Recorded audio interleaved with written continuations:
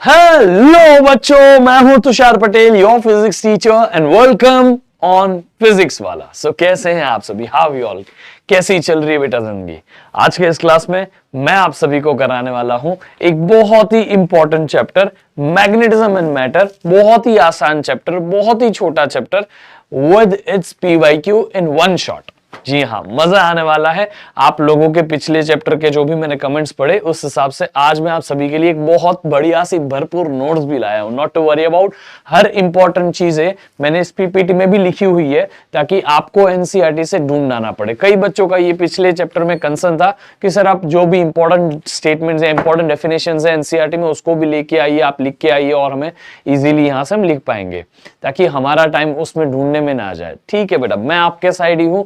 जो भी चीजें आपको मदद करेगी वो सारी चीजें मैं आप सभी के लिए करने के लिए तैयार हूं। बस आपको यहां पे जितना हो सके उतना मुझे सपोर्ट करना है। ठीक है, आपका ध्यान दे, आपको इस क्लासेस में ध्यान देना है, आपको पूरे ईमानदारी से इस क्लासेस को देखना है and that is what you will get in return. कि आपको जिस तरह से भी बेस्ट प्रैक्टिसेस होती है, जिस हिसाब से भी आपको बेस्ट समझता है, वो सब करने की कोशिश मैं करूंगा क्योंकि मैं तुम्हारा फेवरेट टीचर बनना चाहता हूं, है कि नहीं?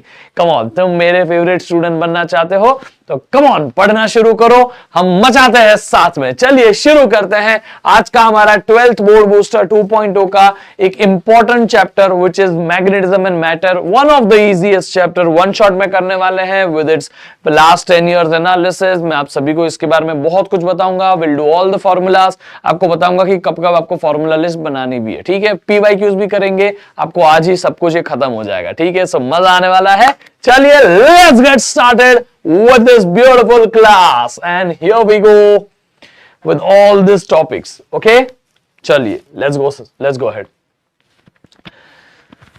Analysis of last 10 years of this beautiful chapter is, अब देखो ये चैप्टर बहुत छोटू सा है, इसमें एक दो टॉपिक्स है, जैसे ये 5.5 वाला topic number 5.5 is magnetic properties of material, diamagnetism, paramagnetism, ferromagnetism. इसी में से ज्यादा करके सवाल आ जाता है, वो भी बड़े बहुत एलए टाइप क्वेश्चन तो इसमें रेयरली बनते हैं। देखो एक ही दो ही एलए टाइप क्वेश्चन है पिछले 10 साल में, वो भी इस टॉपिक से 5.2 वाले टॉपिक से। अदरवाइज सारे के सारे MCQs, very short answer, SA1 SA2 ऐसा ही है। SA1 SA2 भी कम है, एमसीक्यूज बहुत ज्यादा है। ठीक है, वेरी शॉर्ट आंसर बहुत ज्यादा है। सो ये चैप्टर बहुत ज्यादा वेटेज वाला नहीं है, लेकिन ये चैप्टर आप आसानी से स्कोर कर सकते हो। ठीक है, इसका जो भी मार्क्स होता है, ये यूजुअली 4-5 मार्क्स आपको दे सकता है ये चैप्टर, और आप आराम से ला सकते हो। This is that easy. Okay, एकदम आराम से ये 2-3 घंटा आप पढ़ोगे अभी ये मेरे साथ chapter and you are done. इसके बाद आपको शायद इसको पढ़ने की जरूरत भी नहीं पड़ेगी, ये पूरे लाइफ टाइम याद रहे वैसा चैप्टर है। ठीक है, सो इसको हम ऑप्शन में नहीं डालते, इसको हम सीख के खत्म करते हैं। समझ में आ गया? ऐसे चैप्टर सोचोगे कि अरे तो इंपॉर्टेंट नहीं है, स्किप करते, नहीं नहीं नहीं नहीं नहीं नहीं। ऐसे चैप्टर्स आपको वो जो फिक्स मार्क्स होते हैं ना आपके कि इतने तो आने चाहिए, वो लाने के लिए मदद करते हैं। समझा? चलिए हियर वी गो अहेड। हमारे पास में सबसे पहले हमें समझना है बार मैग्नेट क्या है। आप सभी को पता है कि बार मैग्नेट, हमने अभी बचपन में हमने बार मैग्नेट के बारे में पढ़ा हुआ था। आप सभी को याद है कि नहीं? बार मैग्नेट हम ऐसे बनाते थे जिसमें यहाँ एक जगह होता था नॉर्थ पोल, दूसरी जगह होता था साउथ पोल, है कि नहीं? तो नॉर्थ पोल जो होता था, लेट्स से मैं यहाँ एक पोल बनाता हूँ वो नॉर्थ पोल, यहाँ एक पोल बनाता हूँ वो साउथ पोल, और ये दो पोल्स के बीच का जो डिस्टेंस होता है उसको हम सेंटर से, ये सेंटर से यहाँ तक का डिस्टेंस L लिया जाता है। पोल से सेंटर तक का डिस्टेंस L, इस सेंटर से इस पोल तक का डिस्टेंस L लिया जाता है। इसे हम कहते हैं बार मैग्नेट। बार मैग्नेट अपने आसपास मैग्नेटिक फील्ड भी बनाता है, आप सभी को पता है ना? नॉर्थ से वो लाइंस ऑफ फोर्स निकलती है, साउथ में अंदर घुस जाती है, ये सारी मैग्नेटिक फील्ड ऑफ लाइंस आप बनाते थे, याद है कि नहीं है? तो नॉर्थ से मैग्नेटिक लाइंस ऑफ फोर्स निकलेगी, साउथ से अंदर घुस जाएगी, नॉर्थ से मैग्नेटिक लाइंस ऑफ फोर्स निकलेगी, साउथ से अंदर घुस जाएगी। इसी तरह से नॉर्थ से मैग्नेटिक लाइंस ऑफ फोर्स निकलेगी, साउथ से अंदर घुस जाएगी। समझ में आ रहा है? ये क्लोज लूप होती है ऑब्वियसली। ये नॉर्थ से बाहर निकलेगी, फिर ऐसे अंदर, साउथ से ऐसे अंदर घुस जाएगी। ठीक है, साउथ से ऐसे अंदर घुस जाएगी, फिर वापस यहाँ नॉर्थ से बाहर निकलेगी, यहाँ साउथ से अंदर घुस जाएगी, नॉर्थ से बाहर निकलेगी लाइन, साउथ से अंदर घुस जाएगी। तो ये ऐसा कुछ मैग्नेटिक फील्ड लाइंस अपने आसपास मैग्नेट बनाता है। जिस तरह इलेक्ट्रिक फील्ड होती है उसी तरह मैग्नेटिक फील्ड होती है। मैग्नेटिक फील्ड के बारे में आपको बहुत कुछ अभी तो आइडिया लग चुका है। ठीक है, ये जो मैग्नेटिक फील्ड लाइंस होती है उसके बारे में थोड़ी और बातें देखो यहाँ पे। कम ऑन एवरीवन, ये सब बेसिक है, क्लास 10 में पढ़ा हुआ था, सिर्फ रिवाइज कर रहा हूं इसे। तो ये मैग्नेटिक फील्ड लाइंस नॉर्थ से निकलती हैं और कहां पे वापस टर्मिनेट होती है? साउथ पे। मैग्नेट्स में एक चीज खास होती है, मैग्नेट में सिर्फ नॉर्थ सिर्फ साउथ नहीं हो सकता, they will always exist together, इसमें हमेशा ये दोनों साथ में एग्जिस्ट करता है, अकेला नहीं हो सकता मैग्नेट, ठीक है। तो मैग्नेट में अकेला पोल नहीं हो सकता, यूनिपोल और monopole is not possible in magnet, क्योंकि इसमें नॉर्थ और साउथ पोल, पोल डाइपोल साथ में ही रहता है, ठीक है, इसको भूलना मत। अब कोई भी एक जो पोल होता है, उस पोल की स्ट्रेंथ बताने के लिए हमारे पास एक टर्म होती है जिसको हम बोलते हैं पोल स्ट्रेंथ। ये मैग्नेटिक डाइपोल कितना, मैग्नेटिक डाइपोल इस तरह, आपको पता है इलेक्ट्रिक डाइपोल पढ़ा था आपने, एक पॉजिटिव चार्ज एक नेगेटिव चार्ज, तो ये डाइपोल कितना स्ट्रांग है उसको बताने के लिए आप बोलते थे ना कि ये चार्ज की वैल्यू ज्यादा तो डाइपोल स्ट्रांग, चार्जेस की वैल्यू कम तो डाइपोल वीक। तो इसी तरह पोल का स्ट्रेंथ कितना है, डाइपोल, ये मैग्नेटिक डाइपोल कितना स्ट्रांग है, ये मैग्नेट कितना स्ट्रांग है, वो डिपेंड करता है कि ये मैग्नेट की पोल स्ट्रेंथ कितनी है, जिसे हम कैपिटल एम से रिप्रेजेंट करते हैं। ये capital M pole strength represent कर रहा है, बाकी इसका अभी आपको ये सिलेबस में अभी है भी नहीं पोल स्ट्रेंथ के लिए, खाली आपको याद रखना है, मैं आपको टेम्पररी बता रहा हूं, ठीक है। और इसमें ये भी मैग्नेटिक डाइपोल ही है, एक ये भी एक डाइपोल है, पोल पोल डाइपोल, तो बार मैग्नेट इज अ डाइपोल, याद रखिएगा, बार मैग्नेट इज अ डाइपोल, ठीक है। इसमें ये मैग्नेटिक लाइंस ऑफ फोर्स की कुछ प्रॉपर्टी है, it comes out from the north, it goes back into the south, they are always in a close loop, they never intersect, they never cross each other और they never touch each other. Tangent at any point, कोई भी point पे जो tangent बनाओगे तो that will give you the direction of the magnetic field, वो magnetic field देता है, कोई भी पॉइंट पे मैग्नेटिक फील्ड में टेंजेंट बनाओगे तो it will give you the direction of magnetic field. ये सब बेसिक बातें हैं, आई होप आपको याद रहेगी। कम ऑन बताओ मुझे, याद है कि नहीं है, हाँ कि ना, सब स्कूल में पढ़ा था छोटे, है कि नहीं, लेकिन फिर भी मैं आप सभी के लिए एग्जाम में अगर मैग्नेटिक फील्ड लाइंस की प्रॉपर्टी लिखी जाए तो यहां पे बता दूंगा, ये आपको लिख के आना है, मैग्नेटिक फील्ड लाइंस की प्रॉपर्टी एग्जाम में आपको चाहिए। तो देखो आपकी रिक्वेस्ट के ऊपर मैं यहाँ पे लेके आया कि ये लो ये लो ये लो, यहां से सीधा कॉपी पेस्ट मार देना, ठीक है। ये एनसीईआरटी से उठा हुआ है एग्जैक्ट, आपको जो भी ये सब कुछ एक्सप्लेन कर दिया, बाकी आपको बेसिक तो पता होगा।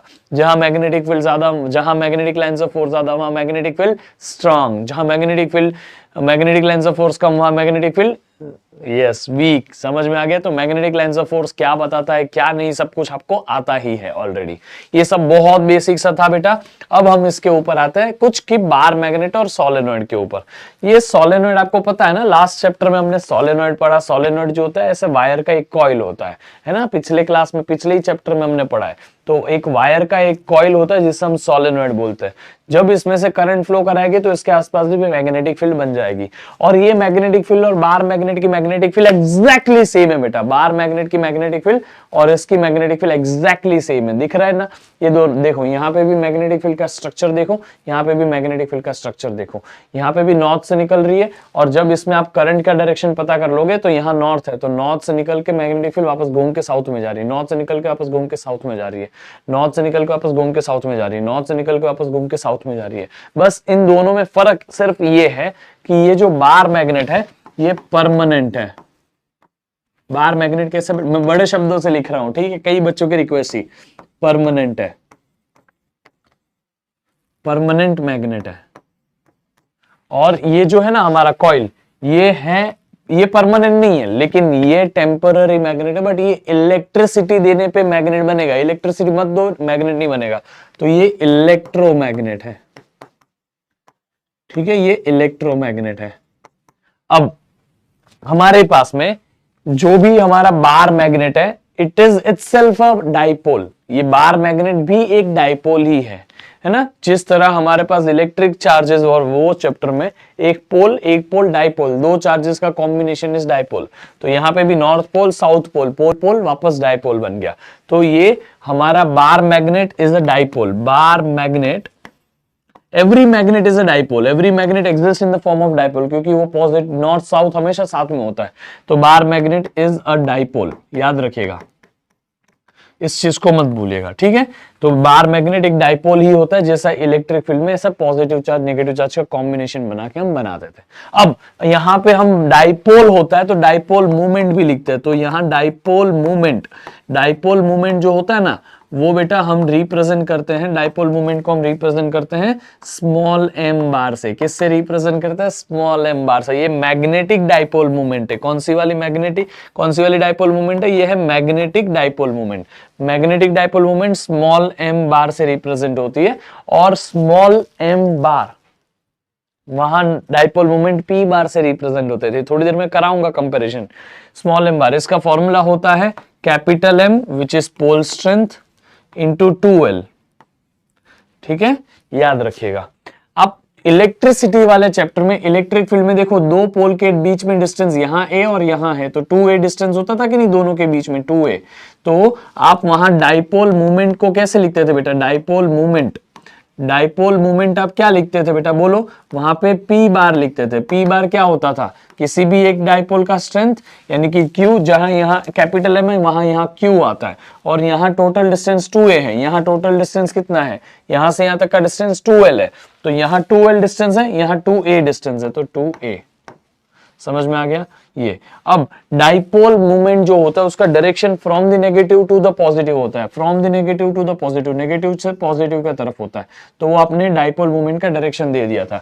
यहां हमारा ये जो नॉर्थ पोल है ना वो प्लस एम की तरह बिहेव करता है, positive pole strength. South pole जो है वो नेगेटिव पोल स्ट्रेंथ की तरह बिहेव करता है, तो साउथ से नॉर्थ,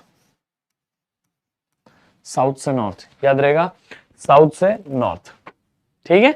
तो याद रखिए साउथ से नॉर्थ ये हमारे डाइपोल मोमेंट का डायरेक्शन है, ठीक है। तो उसका डाइपोल मोमेंट का डायरेक्शन ऐसे दिया जाता है। ये आपको एक फॉर्मूला है, बाकी तो मैंने आपको थोड़ा और इसके बारे में डिटेल में बताऊंगा, ठीक है, not to worry about it. तो आप इसका यूनिट एम्पियर मीटर स्क्वायर होता है डाइपोल मोमेंट का यूनिट, बाद में इसके ऊपर वापस चर्चा करने वाला है। सिर्फ अभी एक आइडिया रहे कि मैग्नेटिक डाइपोल भी होता है करके, उसके लिए मैंने बताया। इसके ऊपर और डिटेल में बताऊंगा, नॉट टू वरी, ठीक है। आई होप आपको बेसिक तो समझा। अब ये परमानेंट मैग्नेट है, वो किसी मटीरियल से बना हुआ है। इलेक्ट्रोमैग्नेट, इलेक्ट्रिसिटी दो, अपने आप करंट फ्लो करेगा, जब भी करंट फ्लो करेगा ये अपने लिए मैग्नेट बन जाएगा।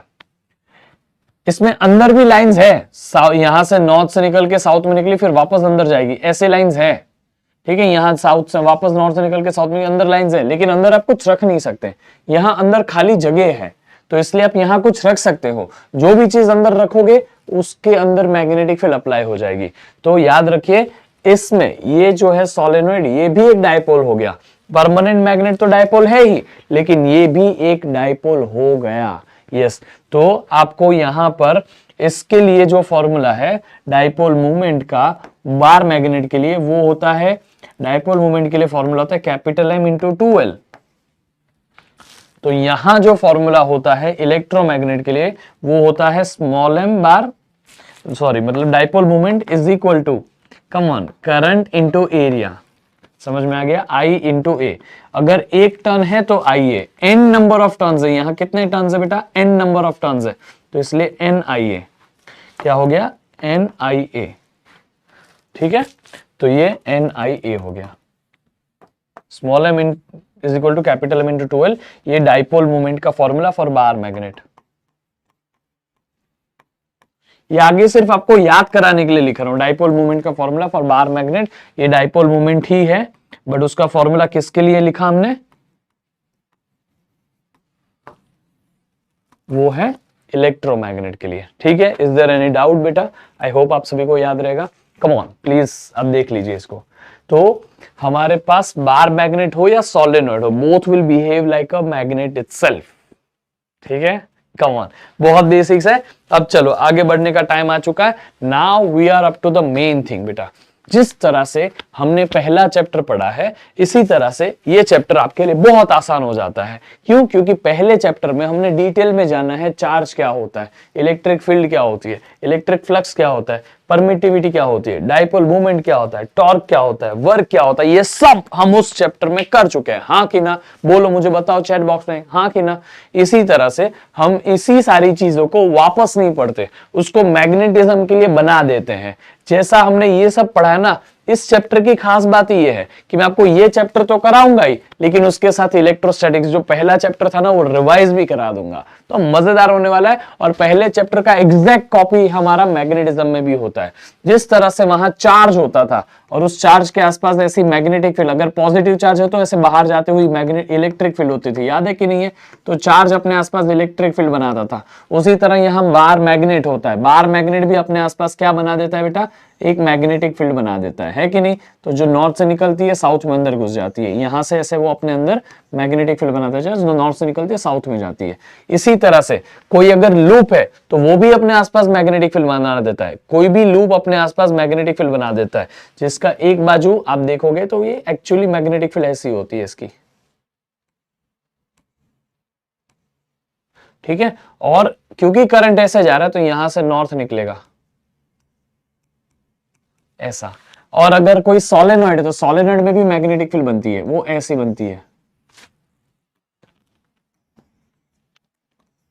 ठीक है। सोलेनॉइड में मैग्नेटिक फील्ड ऐसी होती है, करंट ऐसे जा रहा है तो यहां पे नॉर्थ। मैं सिर्फ ये बताना चाह रहा हूं कि जिस तरह यहां चार्ज होता था इलेक्ट्रिक फील्ड में, वहां यहां मैग्नेट होता है या कॉइल होती है, करंट कैरिंग लूप होता है, करंट कैरिंग सोलेनॉइड होता है, ठीक है। ये तीनों सेम काम करते हैं। अब जिस तरह यहां चार्ज Q लिखा जाता था, इस तरह यहां पोल स्ट्रेंथ लिखा जाएगा कैपिटल M। इसको हम चार्ज बोलते हैं और इसको हम पोल स्ट्रेंथ बोलते हैं for bar magnet only. Pole strength bar magnet के लिए हम क्या लिखते हैं, ये कैपिटल M लिखते हैं। बार मैग्नेट की पोल स्ट्रेंथ को हम क्या लिखते हैं, कैपिटल M लिखते हैं, ठीक है। ये एक चार्ज है स्मॉल q और चार्ज की जगह यहां कैपिटल M लिखा जाएगा पोल स्ट्रेंथ का। इतना ही डिफरेंस आपको करना है, जहां जहां चार्ज लिखोगे वहां कैपिटल M लिखना बार मैग्नेट के लिए, pole strength. Electric field intensity, जिस तरह इलेक्ट्रोस्टैटिक्स में इलेक्ट्रिक फील्ड इंटेंसिटी हुआ करती थी, इलेक्ट्रिक फील्ड इंटेंसिटी को आप ई बार से लिखते थे, याद आ रहा है कि नहीं, E bar. Electric field intensity E bar is force per unit charge, है ना। इसी का यूनिट भी आपको पता है, न्यूटन पर कूलम होता था। इसी तरह जहां जहां आप इलेक्ट्रिक फील्ड इंटेंसिटी ई बार लिखते थे, इस चैप्टर में वो बन जाएगा मैग्नेटिक फील्ड इंडक्शन, और उसे हम लिखेंगे बी बार से। किससे लिखेंगे, बी बार से। याद रखिएगा बी बार, ये बी बार एक फॉर्मूला है जिससे आप हमेशा मैग्नेटिक फील्ड इंडक्शन निकाल पाओगे। जब जब वहां आप पढ़ते थे फ्लक्स तो आप इलेक्ट्रिक फ्लक्स बनाते थे, electric flux electric field crossing per unit area, ऐसा हो जाता था ना, sorry electric field crossing any surface area. तो इलेक्ट्रिक फ्लक्स वहां फाई से लिखा जाता था, और इस फाई का फॉर्मूला था फाई का फॉर्मूला था इलेक्ट्रिक फील्ड का vector dot area vector. Area vector को आप एस बार लिखते थे या फिर एरिया वेक्टर ए बार बोल दो, phi is equal to E bar dot A bar. यहां मैग्नेटिक फ्लक्स लिखा जाएगा, यहां क्या लिखा जाएगा बेटा, मैग्नेटिक फ्लक्स। जिस तरह वहां इलेक्ट्रिक फ्लक्स होता है उसी तरह यहां मैग्नेटिक फ्लक्स होता है। उस मैग्नेटिक फ्लक्स को हम अभी भी फाई ही लिखते हैं बेटा। तो यहां हमने फाई लिखा, और जहां ई बार है, ई बार की जगह यहां बी बार आएगा, तो बी बार लिख दिया, तो phi is equal to B bar dot, ये डॉट एरिया वेक्टर, तो यहां पे भी एरिया वेक्टर। जैसे यहां ई बार डॉट ए बार क्या होता था, ई ए कॉस थीटा होता था। उस चैप्टर में हम ए बार को लिखते थे S bar, surface area S. यहां ए लिख रहे हो, कुछ फर्क नहीं है बेटा। तो ये बी बार डॉट ए बार जो है ना, उसको भी आप बी ए कॉस थीटा तो लिख ही सकते हो, हाँ कि ना। जिस तरह आप यहाँ फ्लक्स जो है उसका एक यूनिट भी होता था। फ्लक्स का यूनिट क्या होता था, आपको पता है फ्लक्स का यूनिट क्या होता था? यहाँ पे ये इलेक्ट्रिक फील्ड का यूनिट है न्यूटन पर कूलम। इसी तरह यहाँ मैग्नेटिक फील्ड का यूनिट होता है टेस्ला, जिसको आप कैपिटल टी लिख सकते हो। टेस्ला को रिस्पेक्ट देने के लिए लिखा गया है। कैपिटल टी आपको नहीं लिखना तो आप उसको स्मॉल टी लिख सकते हो। क्या लिख सकते हो? Small T, tesla. ठीक है। अब इसके बाद इलेक्ट्रिक फ्लक्स जो है phi equal to E bar dot A bar, ये मैग्नेटिक फ्लक्स हो गया, B bar is B bar dot A bar. जिस तरह यहां इलेक्ट्रिक फ्लक्स है, इस इलेक्ट्रिक फ्लक्स का यूनिट भी होता है कुछ। इलेक्ट्रिक फ्लक्स का यूनिट क्या होता है बेटा, वो मैं आपको बताता हूं, ध्यान से सुनो। इलेक्ट्रिक फ्लक्स का यूनिट ई इंटू ए, ई का यूनिट न्यूटन पर कूलम, एरिया का यूनिट मीटर स्क्वायर। न्यूटन, इसको रिमूव करो। कम ऑन एवरीवन, ध्यान से देखना बेटा, सॉरी। हाँ, इसका यूनिट क्या लिखेंगे बेटा? न्यूटन पर कूलम इंटू मीटर स्क्वायर। और हम उसे इस चैप्टर में मैग्नेटिक फील्ड फ्लक्स बोलेंगे, और इसका भी कुछ यूनिट तो बनेगा। इसका यूनिट हम लिखते हैं वेबर। पिछले चैप्टर में पढ़ा है यार, ये हर चैप्टर में आता है। Magnetic effect due to electric current में भी ये हमने पढ़ा है, और इस चैप्टर में भी पढ़ रहे हैं, अगले चैप्टर में भी ये पढ़ेंगे वापस। तो ठीक है, ये आपको बहुत अच्छे से दो टर्म पता होनी चाहिए। नेक्स्ट, हम इलेक्ट्रोस्टैटिक्स फर्स्ट चैप्टर के अंदर हम लिखते थे परमिटिविटी। परमिटिविटी क्या होती थी कि कोई भी मीडियम इलेक्ट्रिक फील्ड को कितना बनने को अलाउ कर रहा है, उसको हम परमिटिविटी बोलते थे, जिसको आप एप्सिलॉन नॉट लिखते हो। जिसको क्या लिखते हो बेटा? Epsilon not. याद है कि नहीं है? तो एप्सिलॉन नॉट जो है परमिटिविटी होता था, और यहां उसकी जगह परमिएबिलिटी आएगा, जिसको म्यू नॉट बोलेंगे। याद रहेगा?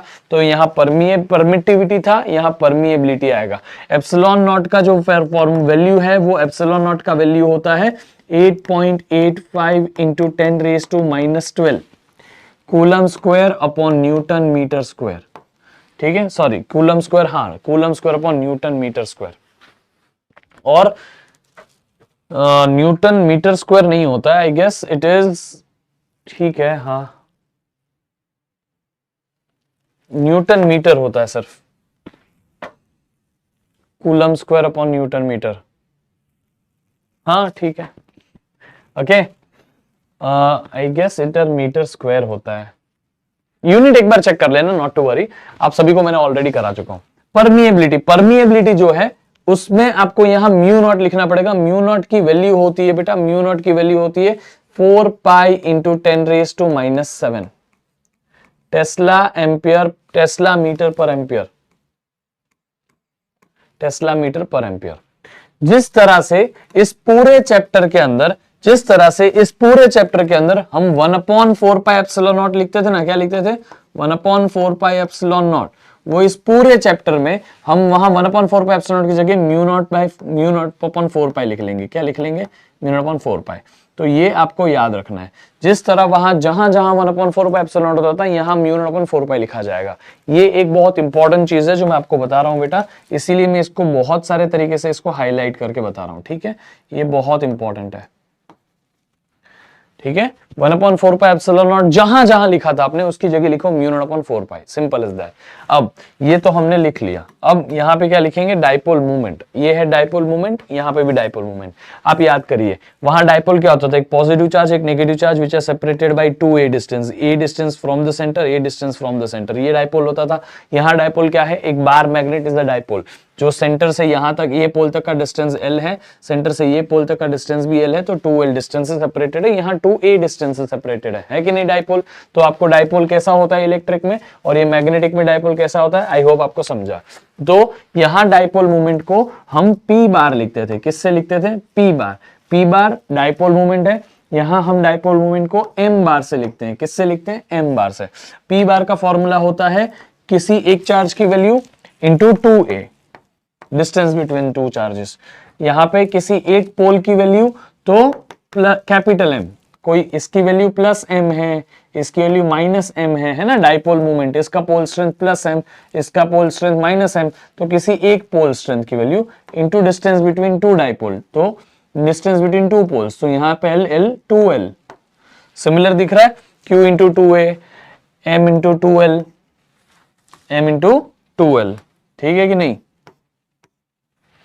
अब नेक्स्ट, इसमें direction of the dipole was from negative charge to positive charge.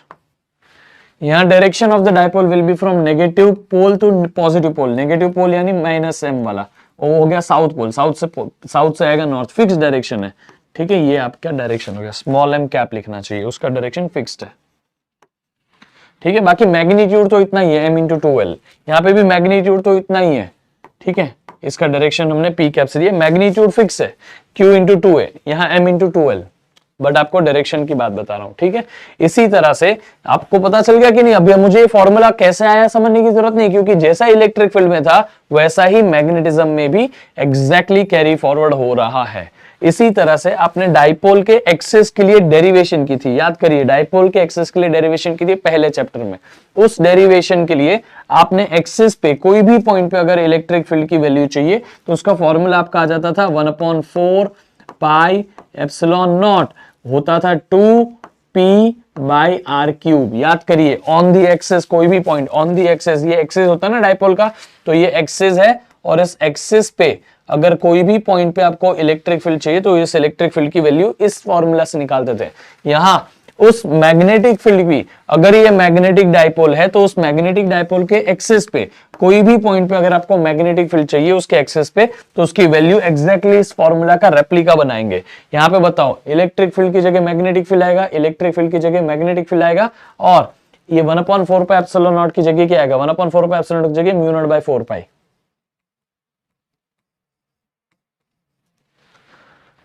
2 का 2, P इज डाइपोल मोमेंट, यहां डाइपोल मोमेंट है स्मॉल m,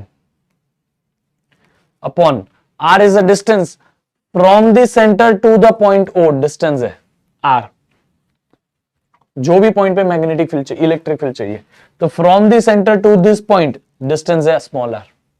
तो ये हो गया ना हमारे पास यहां पे भी r3। देखो ये फॉर्मूला एग्जैक्टली सिमिलर है। अगले चैप्टर में तो मैं आपको ये प्रूफ भी करके बताऊंगा, बट आई होप कि आपको समझा ये रिलेट करके मैंने कैसे आंसर लाया। एक्चुअली मैं magnetic effect due to electric current में प्रूफ भी कर चुका हूं, यानी कि इसके पहले वाले चैप्टर में ये चीज, ठीक है। इसी तरह से वहां इक्वेटर पे, ये इक्वेटोरियल लाइन है, इक्वेटर पे कोई भी पॉइंट पे अगर आपको इलेक्ट्रिक फील्ड चाहिए होती थी, तो इक्वेटर पे कोई भी पॉइंट पे इलेक्ट्रिक फील्ड होती थी 1/4 pi epsilon, come on, P by r3। तो यहां उसकी इलेक्ट्रिक फील्ड की वैल्यू कितनी होती है, 1/4 पाई एप्सिलॉन नॉट को क्या लिखते हैं, 1/4 पाई एप्सिलॉन नॉट को लिखते हैं म्यू नॉट बाय 4 पाई, म्यू नॉट बाय 4 पाई, ठीक है। P की जगह यहां लिखा जाता है स्मॉल m,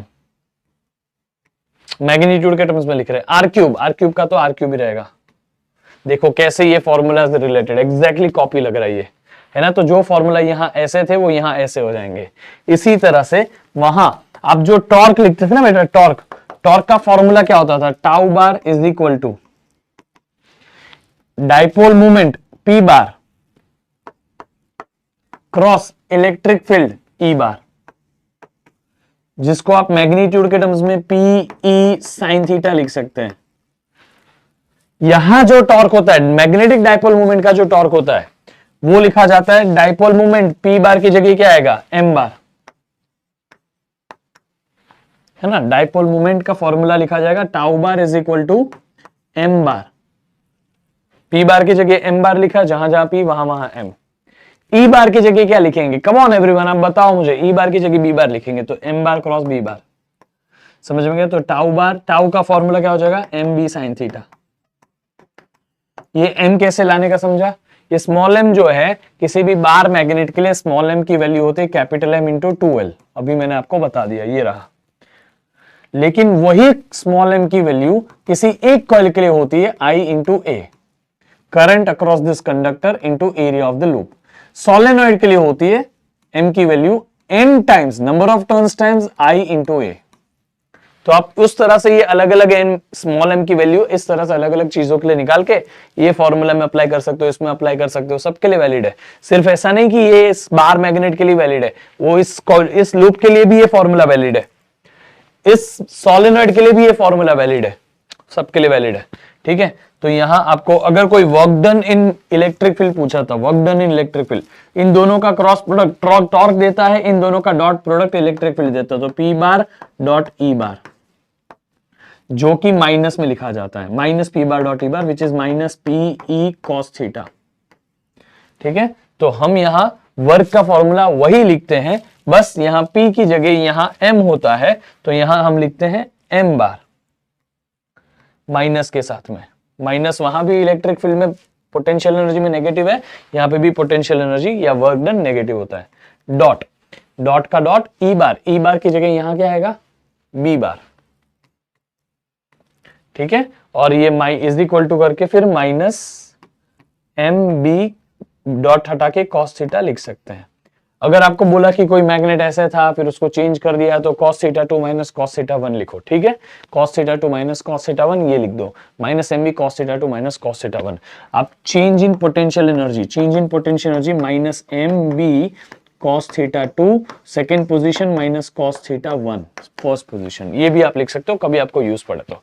अब मैं आपको एक्चुअली ये पूरा चैप्टर पढ़ा चुका हूं, जो हमने पहले चैप्टर में पूरा 3 घंटा करके पढ़ा था।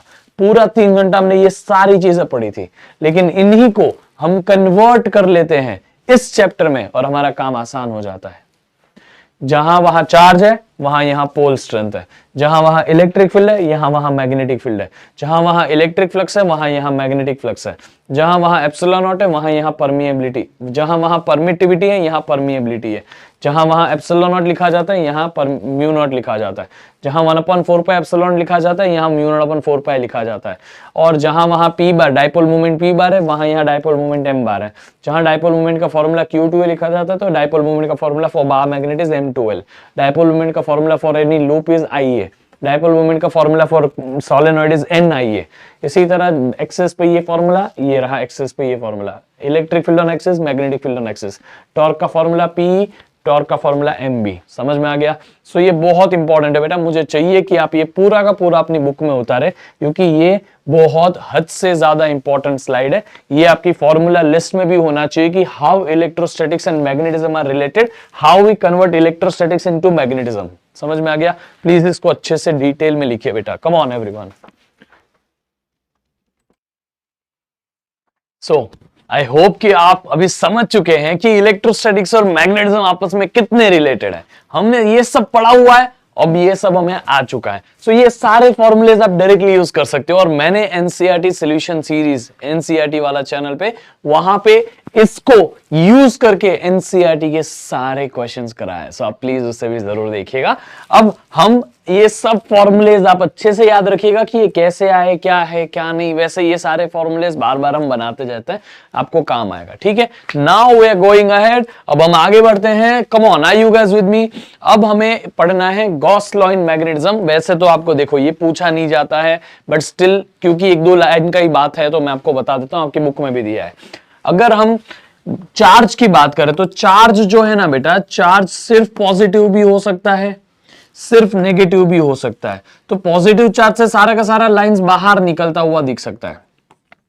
ठीक है, लेकिन हमारे पास जब मैग्नेट की बात करें ना, मैग्नेट की, तो मैग्नेट्स में पॉजिटिव और नेगेटिव यानी कि नॉर्थ और साउथ दोनों साथ में रहते हैं। तो अगर इसके आसपास अगर हम कोई सरफेस बनाए तो ये बाहर निकलती हुई लाइन भी है, वापस अंदर जाती हुई लाइन भी है। तो जितनी लाइंस अगर मैं सोचूं बाहर निकल रही उतनी अंदर भी आ जाएगी, जितनी बाहर निकल रही उतनी अंदर भी आ जाएगी, जितनी बाहर निकल रही उतनी अंदर भी आ जाएगी, जितनी बाहर निकल रही उतनी अंदर भी आ जाएगी।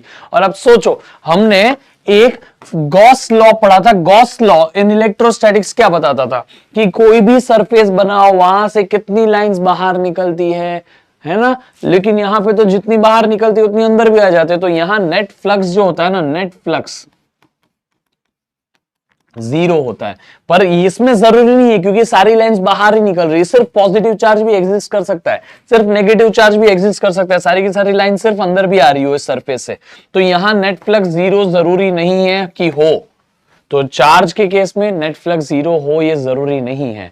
लेकिन मैग्नेट्स के केस में अगर आप कहीं भी मैग्नेट के आसपास क्लोज सरफेस बनाओगे तो उस मैग्नेट के अंदर से जितनी लाइंस निकल रही है उतनी लाइंस वापस भी आ जाएगी। यानी कि नंबर ऑफ लाइंस जो बाहर जा रही है वो उतनी अंदर भी आएगी, और net flux, net magnetic field अंदर 0 बन जाएगी। यानी कि फ्लक्स जितना बाहर जा रहा है, ये सरफेस के अक्रॉस नेट फ्लक्स 0 हो जाता है।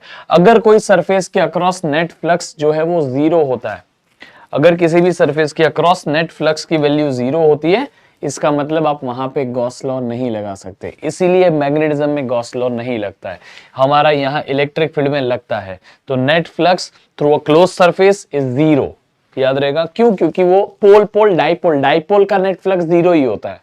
आप याद करो, अगर आपने गॉस लॉ याद है ना थोड़ा बहुत, तो हमने गॉस लॉ पढ़ा था कि close loop integration of E bar dot D S bar, इसको ही हम फ्लक्स बोलते थे। और फ्लक्स ही होता था चार्ज इनसाइड, इनसाइड के charge divided by epsilon not.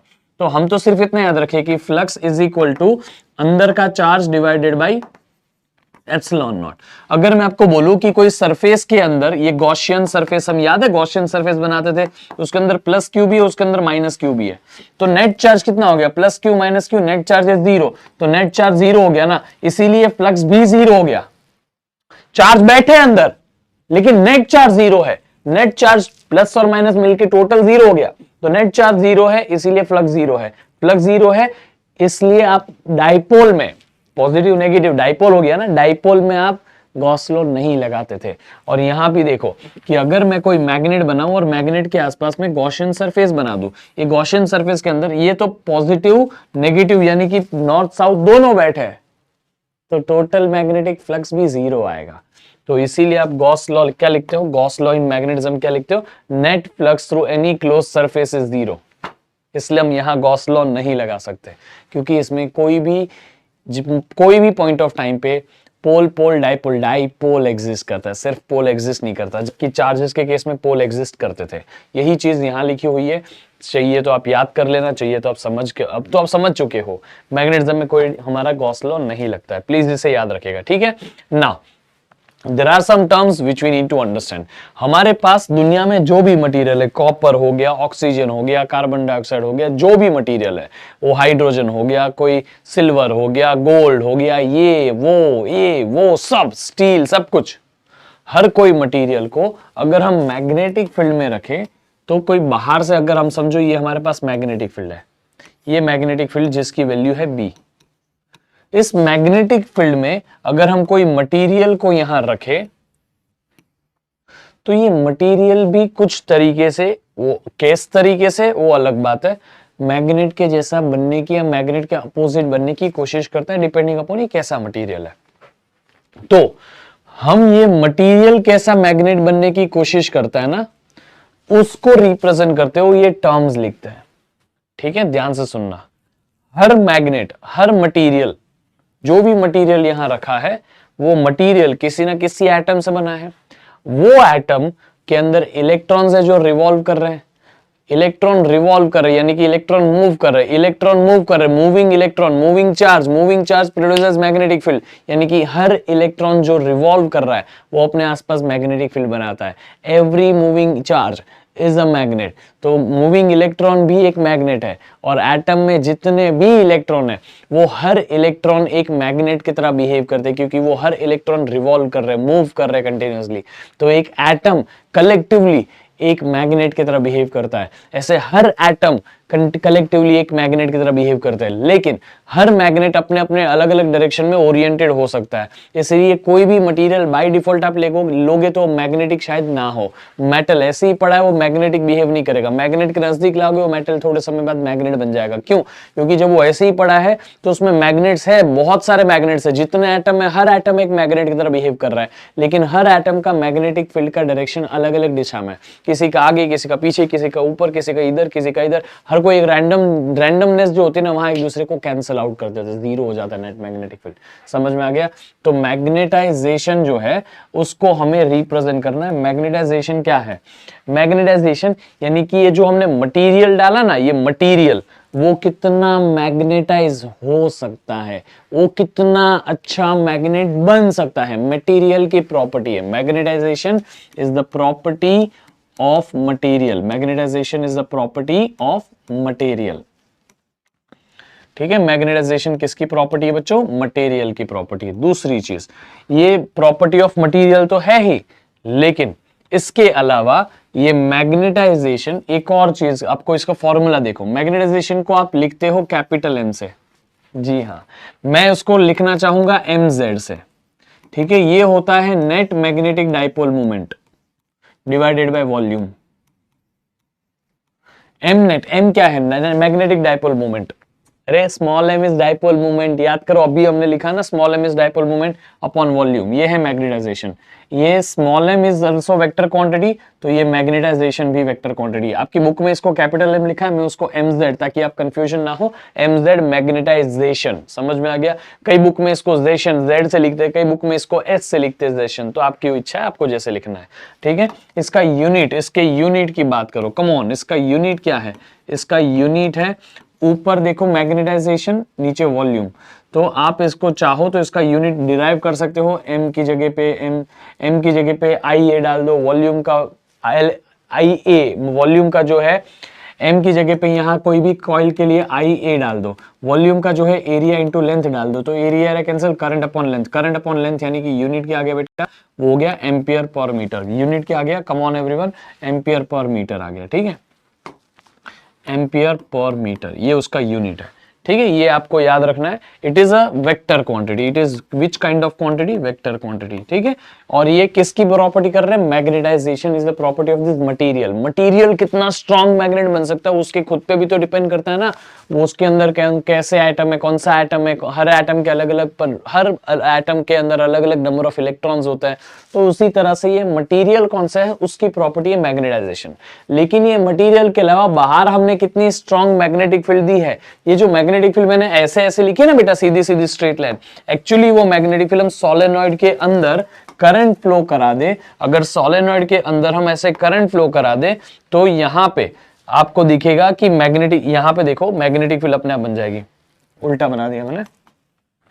अगर हम यहां पे ऐसा करंट फ्लो करा दे तो यहां पे अपने आप ऐसी मैग्नेटिक फील्ड बन जाएगी।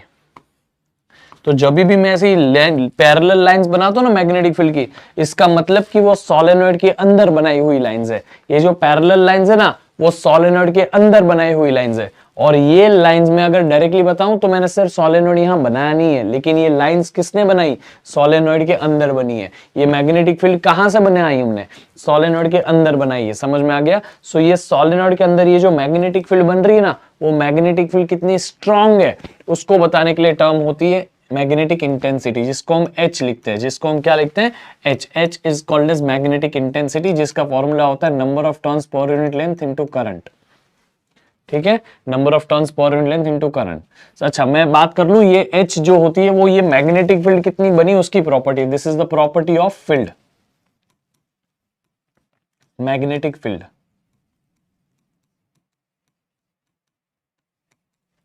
ठीक है, और ये मैग्नेटिक फील्ड की प्रॉपर्टी। दूसरी चीज, ये H जो है इसको लिखा जाता है H से, और ये होता है नंबर ऑफ टर्न्स पर यूनिट लेंथ इनटू करंट। ठीक है, नेक्स्ट इसका यूनिट क्या है, इसका यूनिट नंबर ऑफ टर्न्स पर unit length divided by metre. Current का unit ampere. Unit is same for both, इन दोनों का यूनिट सेम है, बस ये एक स्केलर क्वांटिटी है मेरे हिसाब से, स्केलर ही है वैसे। करंट स्केलर है, n नंबर ऑफ टर्न्स पर यूनिट लेंथ स्केलर है, h भी स्केलर है। ठीक है, तो मैं ये कहना चाहता हूं कि ये मैग्नेटिक फील्ड कितनी स्ट्रांग है ना, वो बताने के लिए H होता है। ये मटेरियल कितना अच्छा मैग्नेट बन सकता है वो बताने के लिए mz होता है। और अब देखो ये H किसकी मैग्नेटिक फील्ड, सोलेनॉइड के अंदर कितनी मैग्नेटिक फील्ड बनी है, वो बनाने के लिए कितनी स्ट्रांग मैग्नेटिक फील्ड बनी है, वो H की वैल्यू है, H इज Ni, याद रखिएगा। ठीक है, अब आप मुझे बताइए कोई भी मटेरियल, इन दोनों के बीच में एक रिलेशनशिप भी है, इन दोनों के बीच में एक रिलेशनशिप भी है। कोई भी मटेरियल कितना मैग्नेटाइज हो सकता है, क्या वो डिपेंड करता है H पे, हाँ कि ना। कोई भी मटेरियल कितना स्ट्रांग बन सकता है वो उसके बाहर हमने कितनी H वाली, कितनी स्ट्रांग मैग्नेटिक फील्ड है उस पर डिपेंड करता है ना। तो मटेरियल कितना मैग्नेट बन सकता है, कितना स्ट्रांग मैग्नेट बन सकता है, वो डिपेंड करता है कि उसके बाहर हमने कैसी मैग्नेटिक फील्ड दी है, कितनी स्ट्रांग मैग्नेटिक फील्ड दी है। तो mz का वैल्यू यहां जो है, mz की जगह mz ही आएगा, और ये प्रोपोर्शनैलिटी साइन जो है वो जाएगी, और इक्वल टू और ससेप्टिबिलिटी, ये एक सिंबल है ससेप्टिबिलिटी, सॉरी सिंबल एक्चुअली ऐसा है। ठीक है, ये सिंबल है और ये H, तो प्रोपोर्शनैलिटी टूट के इक्वल टू और ये खाई सिंबल आ जाएगा। इसको सिंबल का नाम खाई है, इसका टर्म को बोलते हैं ससेप्टिबिलिटी। इसको क्या बोलते हैं, ससेप्टिबिलिटी। तो ये ससेप्टिबिलिटी जो है बेटा वो mz अपॉन h है। क्या है, mz अपॉन h। mz का unit ampere per metre, h का यूनिट भी एम्पियर पर मीटर, मतलब इसका कोई यूनिट ही नहीं है, there is no unit, it is a ratio, it is a ratio of the same kind of quantity. समझ में आ गया। तो ये susceptibility is mz upon h। ये ससेप्टिबिलिटी मटेरियल की प्रॉपर्टी है, किसकी प्रॉपर्टी हो जाएगी, मटेरियल की। वो ससेप्टिबिलिटी अगर किसी मटेरियल की, ससेप्टिबिलिटी क्या है पता है आपको, ये मैग्नेटिक फील्ड ये मटेरियल के साथ कितनी एडजस्टेबल है, कितनी ससेप्टिबल है, ये बता रहा है। वो दोनों एक दूसरे के साथ कितना अच्छे से काम कर सकते हैं, ये बताने का काम ससेप्टिबिलिटी करती है। अगर मैग्नेटिक फील्ड मटेरियल के साथ अच्छे से एडजस्ट कर सकती है तो वो मटेरियल स्ट्रॉन्ग मैग्नेट बन सकता है, इसका मतलब ससेप्टिबिलिटी बड़ी होगी। अगर वो मैग्नेटिक फील्ड उस मटेरियल के साथ ससेप्टिबल नहीं हो रहा है, वो दोनों एक दूसरे के साथ एडजस्ट नहीं हो पा रहे, वो दोनों एक दूसरे के साथ बराबर काम नहीं कर पा रहे, तो वो मटेरियल वीक मैग्नेट बनेगा। समझ में आ गया। तो ससेप्टिबिलिटी की वैल्यू बहुत कुछ डिसाइड करती है। ससेप्टिबिलिटी के बाद आई होप आपको ये फॉर्मूला समझा है, mz इक्वल टू खाई h। Now next is permeability. Permeability, जिस तरह से इलेक्ट्रिक फील्ड में परमिटिविटी होता था एप्सिलॉन नॉट, यहां होता है परमिएबिलिटी म्यू। ठीक है, परमिएबिलिटी जो होता है वो हम म्यू से लिखते हैं, और ये कोई भी मीडियम के लिए होता है, परमिएबिलिटी फॉर मीडियम। ठीक है, परमिएबिलिटी फॉर मीडियम, किसी भी मीडियम के लिए हम ऐसा म्यू लिखते हैं। फ्री स्पेस के लिए हम लिखते हैं म्यू नॉट, जिसकी वैल्यू भी फिक्स है 4 pi into 10⁻⁻⁷ Tesla metre per ampere. ठीक है, इसके अलावा अगर आपको कोई बोले रिलेटिव परमिएबिलिटी, रिलेटिव इसको क्या बोलते हैं बेटा, रिलेटिव परमिएबिलिटी। क्या बोलते हैं, रिलेटिव। मैं यहां लिख लेता हूं म्यू आर, रिलेटिव, ये है रिलेटिव परमिएबिलिटी।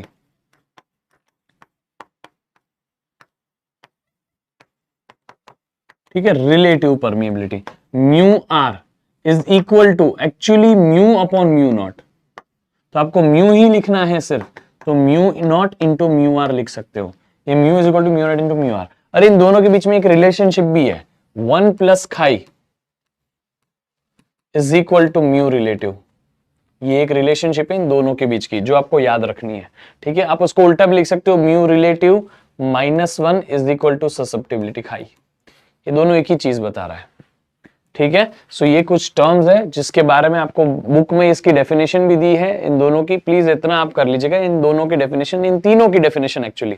ठीक है, मैग्नेटाइजेशन, बट किसकी प्रॉपर्टी वो लिखना मत भूलिएगा, it is a property of a material, ये उसका फॉर्मूला है। और यहाँ पे ये मैग्नेटिक इंटेंसिटी किसकी प्रॉपर्टी है, मैग्नेटिक फील्ड की। आई होप ये ससेप्टिबिलिटी की क्या है, वो दोनों के, इन दोनों के बीच का रिलेशन निकालो, और वो प्रोपोर्शनैलिटी में जो आता है वो ससेप्टिबिलिटी होता है, खाई।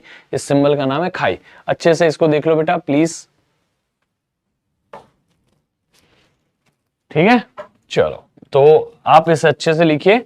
अब मैं आपको बताता हूं इसका एक काम आता है, इसमें एक फॉर्मूला भी मिलता है पूरा, और एक डेरिवेशन भी हो जाती है। अच्छी सी डेरिवेशन है, मैं आपको समझाने की कोशिश करता हूं।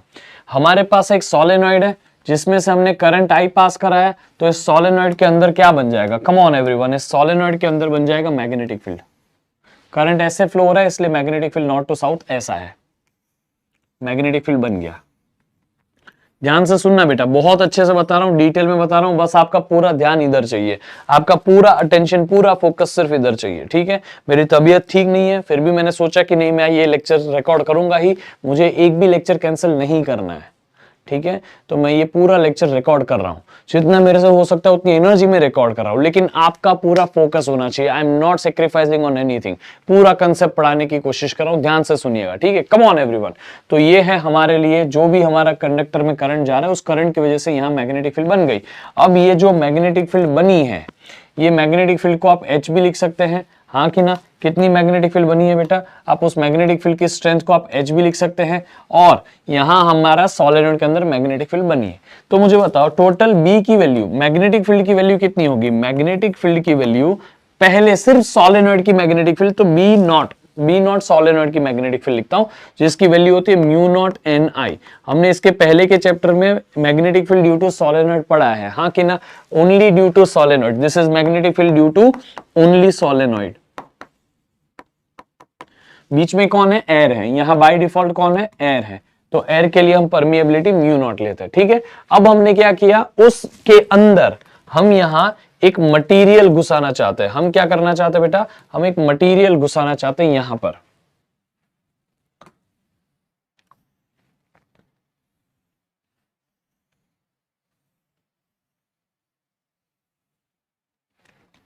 ठीक है, जस्ट अ मोमेंट।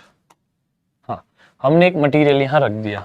ये जो मटेरियल है, ध्यान से सुनना, अब ये मटेरियल तो हमने रख दिया, ये मटेरियल की कुछ प्रॉपर्टी है, मटेरियल की प्रॉपर्टी मैग्नेटाइजेशन है, मटेरियल की प्रॉपर्टी ससेप्टिबिलिटी, ये सब तो है ही, मटेरियल का परमिएबिलिटी म्यू है, सब कुछ है। लेकिन यहां पे इस सोलेनॉइड में से तो अभी भी करंट जा रहा है ना, तो सोलेनॉइड की वजह से जो करंट जा रहा है उसकी वजह से यहां मैग्नेटिक फील्ड तो अभी भी एग्जिस्ट करती है, magnetic field due to solenoid तो अभी भी है, ऐसी की ऐसी है। तो जो भी मैग्नेटिक फील्ड सोलेनॉइड की वजह से है वो तो अभी भी है, लेकिन यहां जो हो रहा है वो ध्यान से सुनना, मैग्नेटिक फील्ड अभी ये सोलेनॉइड तो दे ही रहा है, तो magnetic field due to solenoid तो अभी भी आने वाला है, लेकिन धीरे धीरे ये मटेरियल जो मैग्नेटिक फील्ड में बैठा है ना, हमने ये मटेरियल को बोलते हैं कोर। हमने क्या कर दिया, इंसर्ट कर दिया कोर, इंसर्टिंग कोर, कोर को इंसर्ट कर दिया, ये कोर मटेरियल बोलता है। ब्लू कलर का जो मटेरियल हमने बीच में डाल दिया ना, उसको हम बोल रहे हैं कोर। तो कोर को इंसर्ट किया, वो मटेरियल मैग्नेटिक फील्ड में बैठा है, वो बाहर से हमने सोलेनॉइड से उसकी मैग्नेटिक फील्ड बनाई और उसके अंदर मटेरियल बिठा दिया, तो उस मैग्नेटिक फील्ड में वो जो कोर है वो बैठा है। अब ये कोर खुद एक मैग्नेट बन जाएगा, तो जब ये खुद एक मैग्नेट बन जाएगा तो अपनी खुद की भी मैग्नेटिक फील्ड यहां अपने को प्रोड्यूस करके देगा, और जब खुद की मैग्नेटिक फील्ड बना के देगा तो वो मैग्नेटिक फील्ड नॉर्मल जो पहले से मैग्नेटिक फील्ड थी उनके साथ एडअप हो जाएगी, तो टोटल मैग्नेटिक फील्ड डबल हो जाएगी। So total magnetic field double नहीं, मतलब एक तरीके से टोटल मैग्नेटिक फील्ड जो है वो बढ़ जाएगी। तो यहां टोटल मैग्नेटिक फील्ड में एक मटेरियल की मैग्नेटिक फील्ड भी ऐड हो गई। समझ में आ गया, मटेरियल की मैग्नेटिक फील्ड भी ऐड हो गई, याद रखिएगा इस चीज को, ठीक है। अब इसको भूलना मत। अब बी नॉट की वैल्यू कितनी है, B naught, come on everyone, B naught की वैल्यू कितनी है, mu naught N I. Actually मैं आपको यहां बताऊं तो ये बी नॉट में म्यू नॉट एन आई को आप एच लिख सकते हो कि नहीं, H is equal to N I, तो आप यहां सब्स्टिट्यूट कर दो, तो एच लिख लिया, B naught is equal to mu naught H.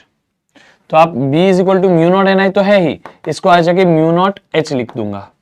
क्यों, क्योंकि हमने सोचा एन आई की जगह एच लिख दो, H is equal to N I, हमें याद है ना H is equal to N I formula, substitute कर दिया, ठीक है।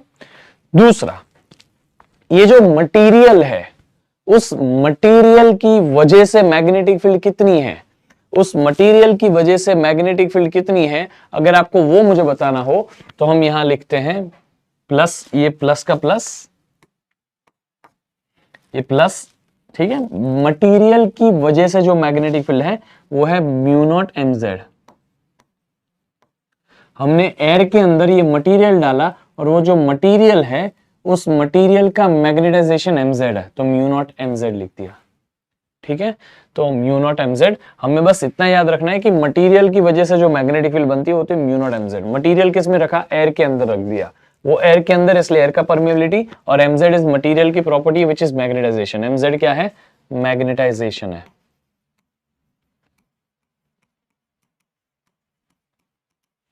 ठीक है, ये हमने लिखा।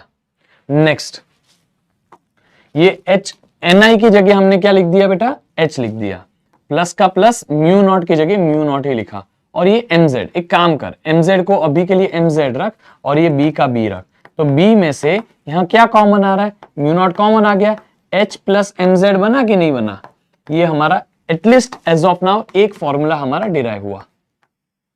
अब चाहो तो इसे डायरेक्टली यूज कर सकते, कोई प्रॉब्लम नहीं है, लेकिन हमें एम जेड के कोई फॉर्मूला भी पता है, M Z is equal to chi H, है ना, M Z is equal to chi H. तो हमें पता है कि एम जेड जो होता है वो होता है ससेप्टिबिलिटी, सॉरी ससेप्टिबिलिटी का सिंबल ऐसे होता है, इंटू एच। तो एम जेड की जगह ससेप्टिबिलिटी इंटू एच रख दो ना, एम जेड की जगह ससेप्टिबिलिटी इंटू एच रख दो, तो हम यहाँ b is equal to mu naught, h की जगह h, यहाँ h प्लस का प्लस, एम जेड की जगह क्या डालेंगे बेटा, chi into H, susceptibility into H, H H common ले लो, तो b की वैल्यू क्या आ जाएगी, mu naught h, 1 plus susceptibility.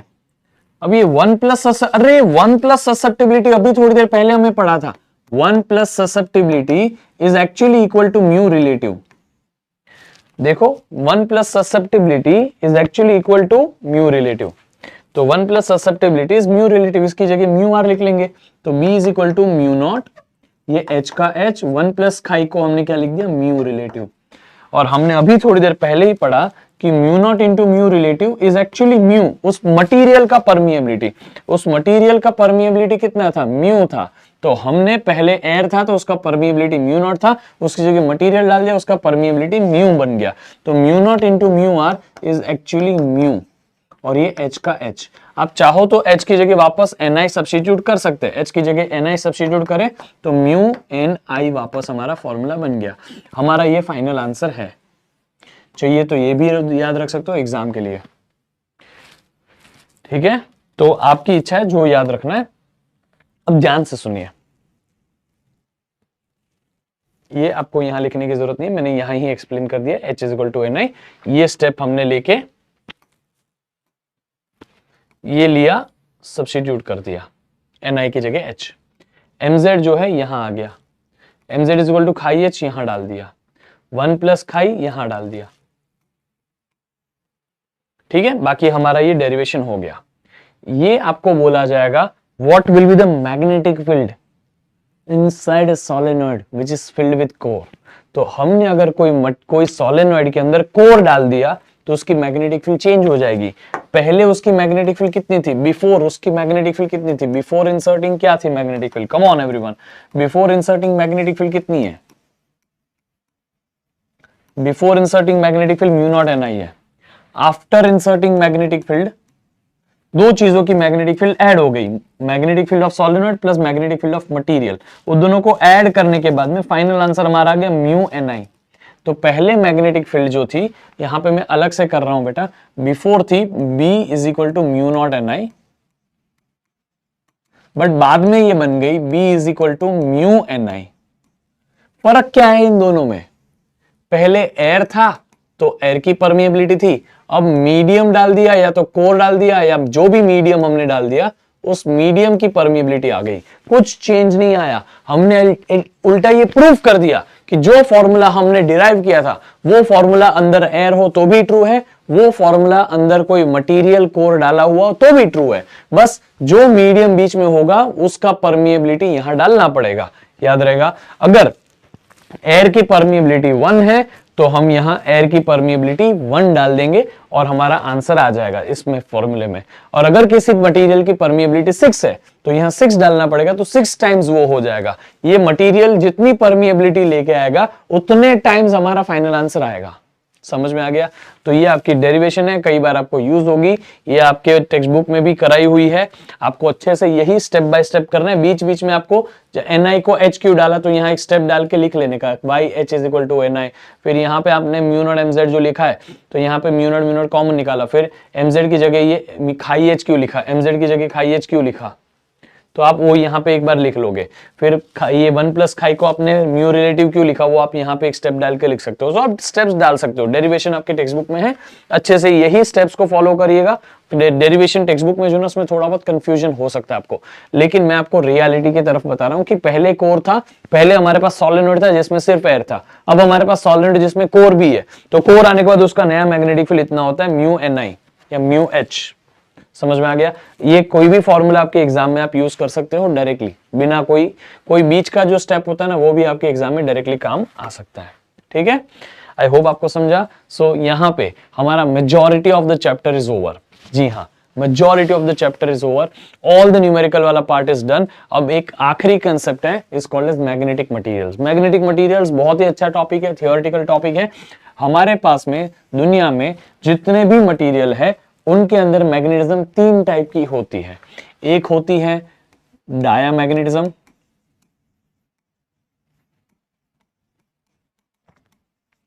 दूसरी होती है पैरामैग्नेटिज्म। हमने ये सब अभी तक थोड़ा नया नया लगेगा ये, क्योंकि आज तक हमें एक ही तरीके का मैग्नेट पता था, लेकिन मैग्नेटिज्म एक्चुअली 3 टाइप की होती है, डायामैग्नेटिज्म, पैरामैग्नेटिज्म और फेरोमैग्नेटिज्म। इसकी थोड़ी बहुत आपको थियोरी बताता हूं मैं, बाकी मैंने आपको यहाँ पे लिख के भी लाया हूं थियोरी, वो भी आपको दे दूंगा तो आप बढ़िया तरीके से आंसर लिख पाओगे। डायामैग्नेटिज्म यूनिवर्सल मैग्नेटिज्म है, हर मटेरियल के अंदर डायामैग्नेटिज्म होती है। ये मटेरियल के अंदर अलग अलग टाइप की मैग्नेटिज्म आई कैसे? मैंने आपको क्या बताया, हमारे पास में पूरी दुनिया में जितने भी मटेरियल बने हुए किससे, इलेक्ट्रॉन से, सॉरी बने हुए किससे, एटम से। एटम के अंदर इलेक्ट्रॉन्स होता है, वो इलेक्ट्रॉन्स की स्पिन होती है, इलेक्ट्रॉन की प्लस ऊपर spin, minus, plus half spin, minus half spin. Chemistry में पढ़ा है कि नहीं, इलेक्ट्रोकेमिस्ट्री में और इन सब में, सॉरी इलेक्ट्रोकेमिस्ट्री में नहीं, उसके पहले वाले चैप्टर में शायद आप पढ़ते हो। कोई भी मटेरियल की स्पिन होती है, प्लस हाफ माइनस हाफ, ठीक है, इलेक्ट्रॉन्स के स्पिन होती है, प्लस हाफ माइनस हाफ, ये सब हम उसके ऊपर भी थोड़ा कम आते हैं। यहाँ पे आप देखो तो मटेरियल के अंदर वो स्पिन भी है, उसके अलावा मटेरियल इलेक्ट्रॉन के अंदर वो स्पिन भी है और इलेक्ट्रॉन रिवॉल्व भी कर रहा है। जब कोई इलेक्ट्रॉन रिवॉल्व करता है, जब कोई इलेक्ट्रॉन मूव करता है तो अपने साथ चार्ज को भी लेके मूव करता है। मूविंग चार्ज तो क्या होता है बेटा, moving charge is a magnet. तो हर एक इलेक्ट्रॉन मैग्नेट है। अब हर एक इलेक्ट्रॉन मैग्नेट है, अब कितने नंबर ऑफ इलेक्ट्रॉन है उस हिसाब से हर एक एटम मैग्नेट बनेगा। अगर इक्वल नंबर ऑफ पॉजिटिव और इक्वल नंबर ऑफ नेगेटिव वाले मैग्नेट बन जाएंगे, equal number of same side वाले मैग्नेट बन जाएंगे, तो वो नेट मैग्नेट, उसका कोई एटम नेट मैग्नेट नहीं रहेगा। लेकिन अगर कोई इलेक्ट्रॉन है जहां पे कोई एटम है जिसमें एक इलेक्ट्रॉन एक्स्ट्रा है ना, number of electron let's say 7 है, तो 6 जो इलेक्ट्रॉन है उसमें से 3 एक दूसरे को कैंसिल कर, सातों वाला जो है उसकी जो मैग्नेटिक फील्ड बन रही है वो उस एटम की मैग्नेटिक फील्ड रह गई। मैं सिर्फ ये कहना चाहता हूं कि हर एटम के अंदर अलग अलग नंबर ऑफ इलेक्ट्रॉन्स होते हैं, इसलिए हर एटम में मैग्नेटिज्म सेम अमाउंट ऑफ बचे ये जरूरी नहीं है। और हर एटम में जो इलेक्ट्रॉन होते हैं वो अलग अलग ऑर्बिटल में भी होते हैं। आपने पढ़ा ना, एस पी डी एफ, ये सब अलग अलग ऑर्बिटल में भी होते हैं। तो उसके हिसाब से इलेक्ट्रॉन कौन सी ऑर्बिट्स में है, इलेक्ट्रॉन के स्पिन क्या है, हमारे पास 3 अलग अलग टाइप के मैग्नेटिज्म बनते हैं। आपको इसकी केमिस्ट्री में नहीं जाना, this is the part in chemistry. I think solid states और इन सब में पढ़ाता है, ठीक है, हम उसमें नहीं जा रहे।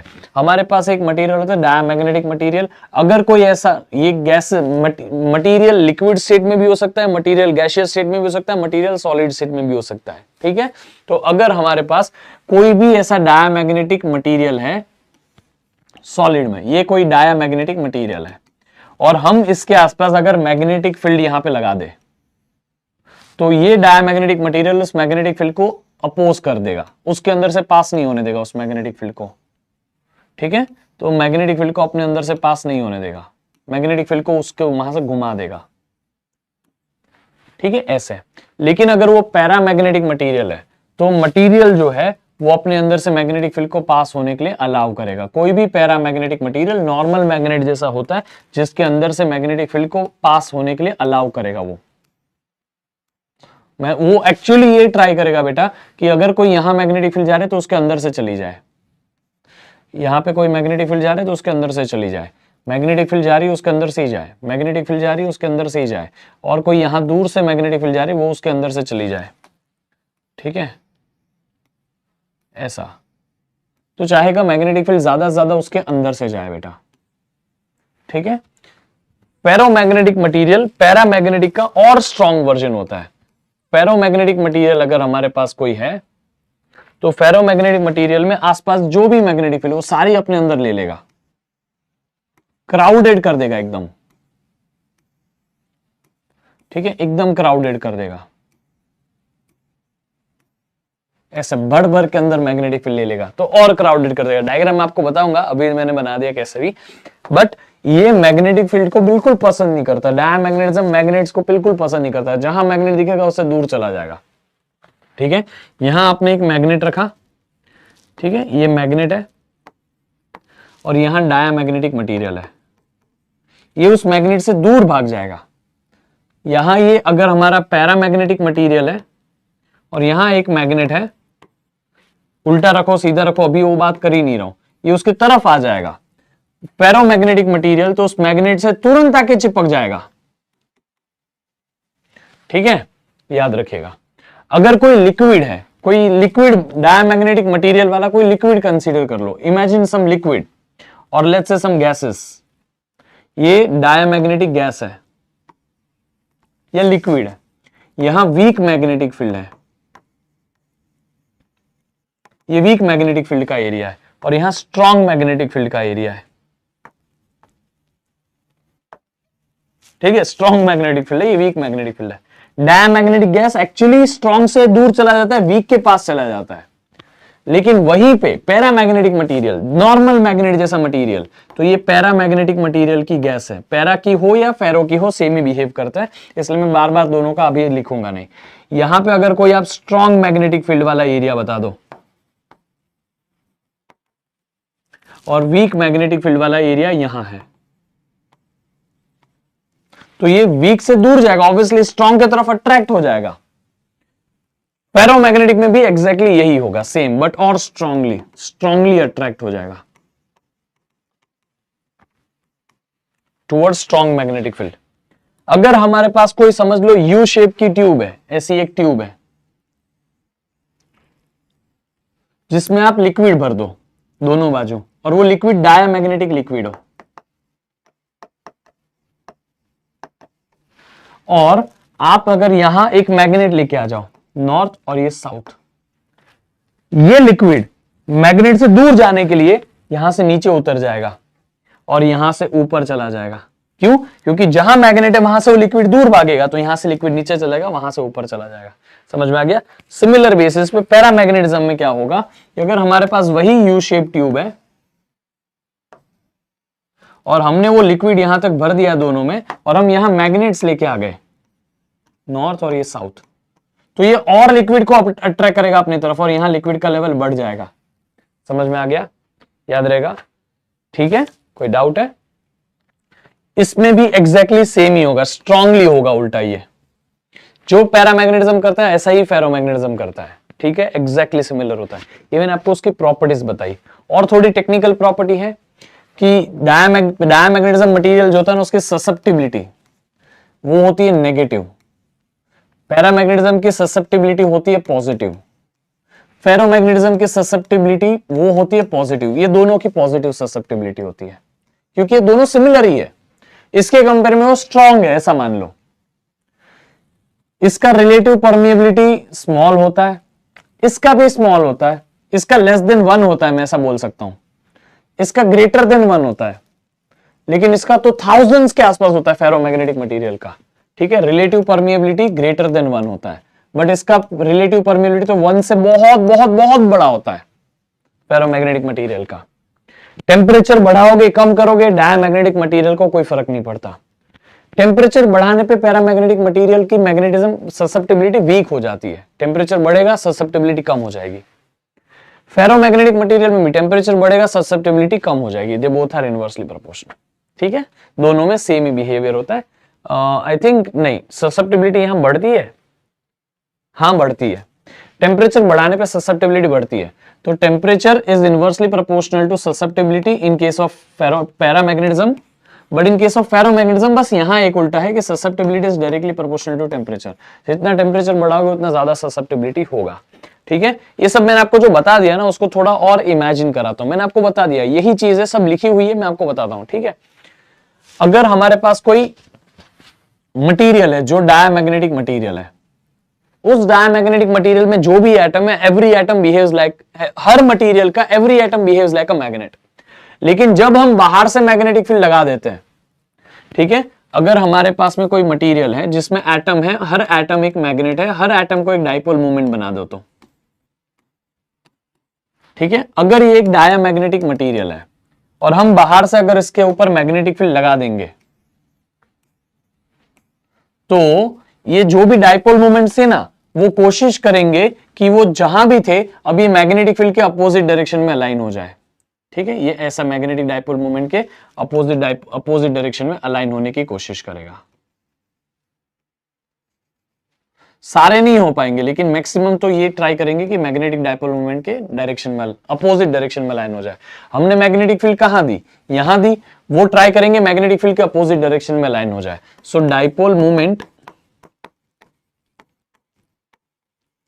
aligns opposite to external magnetic field।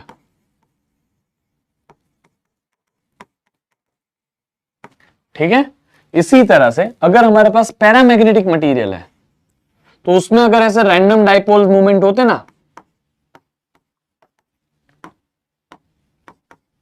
तो और हम यहां मैग्नेटिक फील्ड लगा दे बाहर से, तो ये रैंडम डाइपोल मोमेंट जो है मैग्नेटिक फील्ड के डायरेक्शन में अलाइन हो जाएंगे। ये रैंडम डाइपोल मोमेंट जो है मैग्नेटिक फील्ड के डायरेक्शन में अलाइन हो जाएंगे। ऐसा अलाइन होने की कोशिश, सारे नहीं हो पाएंगे, मैक्सिमम जो है वो ऐसे अलाइन हो जाएंगे। ऐसा है तो ऐसे हो जाएगा, ऐसा है तो ऐसे हो जाएगा, ऐसा उल्टा है तो सीधा होने की ट्राई करेगा। लेकिन पैरामैग्नेटिक मटेरियल में और पैरामैग्नेटिक मटेरियल में dipole moment aligns in direction of, in the same direction, in the same direction. क्या लिखा है बेटा? In the same direction. बेटा मेरे हैंडराइटिंग गंदी है क्योंकि मैं यहाँ फास्ट लिख रहा हूं, बट अब मैं बोल रहा हूं ना तो आप भी अच्छे से लिखना। In the same direction of magnetic field. ठीक है, डाइपोल, डाय और पैरा में क्या होता है समझ में आ गया? अगर ये कोई मटेरियल है जिसमें एटम्स हर एक मैग्नेट है, आप मैग्नेटिक फील्ड ऐसे ही दोगे तो उन हर एक एटम का डाइपोल मोमेंट ट्राई करेगा उल्टा मैग्नेटिक फील्ड बनाए अपने अंदर। तो आपने सीधी दी, इसमें उल्टी बनी, नेट कितनी होगी? 0। समझ में आ गया? इसीलिए डाइपोल मोमेंट के अंदर magnetic field, net magnetic field 0 होती है। डाइपोल मोमेंट के अंदर नेट मैग्नेटिक फील्ड क्या होती है? 0। आप याद करो, हमने ऐसा ही सेम पढ़ा था इलेक्ट्रोस्टैटिक पोटेंशियल, इलेक्ट्रिक शील्डिंग में। इलेक्ट्रिक शील्डिंग में क्या होता था पता है? कोई भी कंडक्टर के अंदर बाहर से इलेक्ट्रिक फील्ड दोगे, वो कंडक्टर के अंदर भी एक इलेक्ट्रिक फील्ड बनेगी, बट बाहर से जो इलेक्ट्रिक फील्ड है उसके अपोजिट डायरेक्शन में अंदर इलेक्ट्रिक फील्ड बनेगी, इसलिए उस कंडक्टर के अंदर नेट इलेक्ट्रिक फील्ड 0 हो जाती है। यहाँ पे भी वही हो रहा है कि जो भी डायामैग्नेटिक मटेरियल है, उस डायामैग्नेटिक मटेरियल के अंदर हर एक एटम एक छोटा मैग्नेट की तरह बिहेव कर रहा है, लेकिन जहां मैग्नेटिक फील्ड आएगी वो उसके अपोजिट डायरेक्शन में अपनी मैग्नेटिक फील्ड बना लेगा, और बाहर की मैग्नेटिक फील्ड माइनस अंदर की मैग्नेटिक फील्ड, तो नेट मैग्नेटिक फील्ड 0 हो जाती है। इसीलिए डायामैग्नेटिक मटेरियल की नेट मैग्नेटिक फील्ड 0 है। लेकिन पैरामैग्नेटिक मटेरियल जो होता है उसमें जहां मैग्नेटिक फील्ड आप दोगे उसी डायरेक्शन में सब अपनी अपनी मैग्नेटिक फील्ड अलाइन करने की ट्राई करते हैं। ठीक है, फेरो में तो और स्ट्रांगली होता है, यहाँ पे सारे नहीं अलाइन हो पाते, फेरो में तो और स्ट्रांगली अलाइन हो जाता है। ठीक है, अब अगर हमारे पास कोई मैग्नेट है तो हमारा डायामैग्नेटिक मटेरियल मैग्नेट से दूर भागता है, कोई मैग्नेट है तो पैरामैग्नेटिक मटेरियल मैग्नेट से नजदीक आता है। ये पैरामैग्नेटिक मटेरियल्स मैग्नेट से नजदीक आता है। इलेक्ट्रिक फील्ड लाइंस जो है वो इस नॉर्मल मटेरियल जो डायामैग्नेटिक मटेरियल से दूर भागने की कोशिश कर, देखो थोड़ा थोड़ा यहां से आउटस्ट्रेच हो गई है, लेकिन यहां मैग्नेटिक फील्ड जो है वो पैरामैग्नेटिक मटेरियल के अंदर जाने की कोशिश करती है, और ये और स्ट्रॉन्ग बिहेवियर होता है फेरोमैग्नेटिक में। याद रहेगा, इसके एग्जांपल्स भी है, वो भी मैं आपको यहाँ पे बताऊंगा, लेकिन आपको डायामैग्नेटिज्म को पहले समझ लेना है। डायामैग्नेटिज्म क्या है उसके बारे में सब कुछ बता दिया, उसकी डेफिनेशन, उसके बारे में हर एक पॉइंट आपको एग्जाम में डायामैग्नेटिज्म को एक्सप्लेन करने बोले सिर्फ इतना लिखना है। इसके एग्जाम्पल्स बहुत इंपॉर्टेंट, आपको याद भी रखने पड़ते हैं। Examples are bismuth, copper, lead, silicon, nitrogen, water and sodium chloride. ये एग्जांपल्स आपको याद रखने ही पड़ेंगे। ठीक है, ये सारे के सारे एग्जांपल डायामैग्नेटिक मटेरियल है। Bismuth, copper, lead, silicon, nitrogen, water, sodium. आप copper, bismuth, lead, water, nitrogen ऐसे 4-5 याद रख सकते हो, कोई भी आपकी इच्छा चाहे। अब ये जो डायामैग्नेटिक मटेरियल होते हैं, अगर आप इनको सुपर चिल्ड कर दो, इनको टेम्परेचर कम करते जाओ, ये सुपर कंडक्टर बन जाते हैं। डायामैग्नेटिक मटेरियल ये कुछ ऐसे मटेरियल है जिनकी ससेप्टिबिलिटी लो है, ससेप्टिबिलिटी लो है और वो नेगेटिव भी है।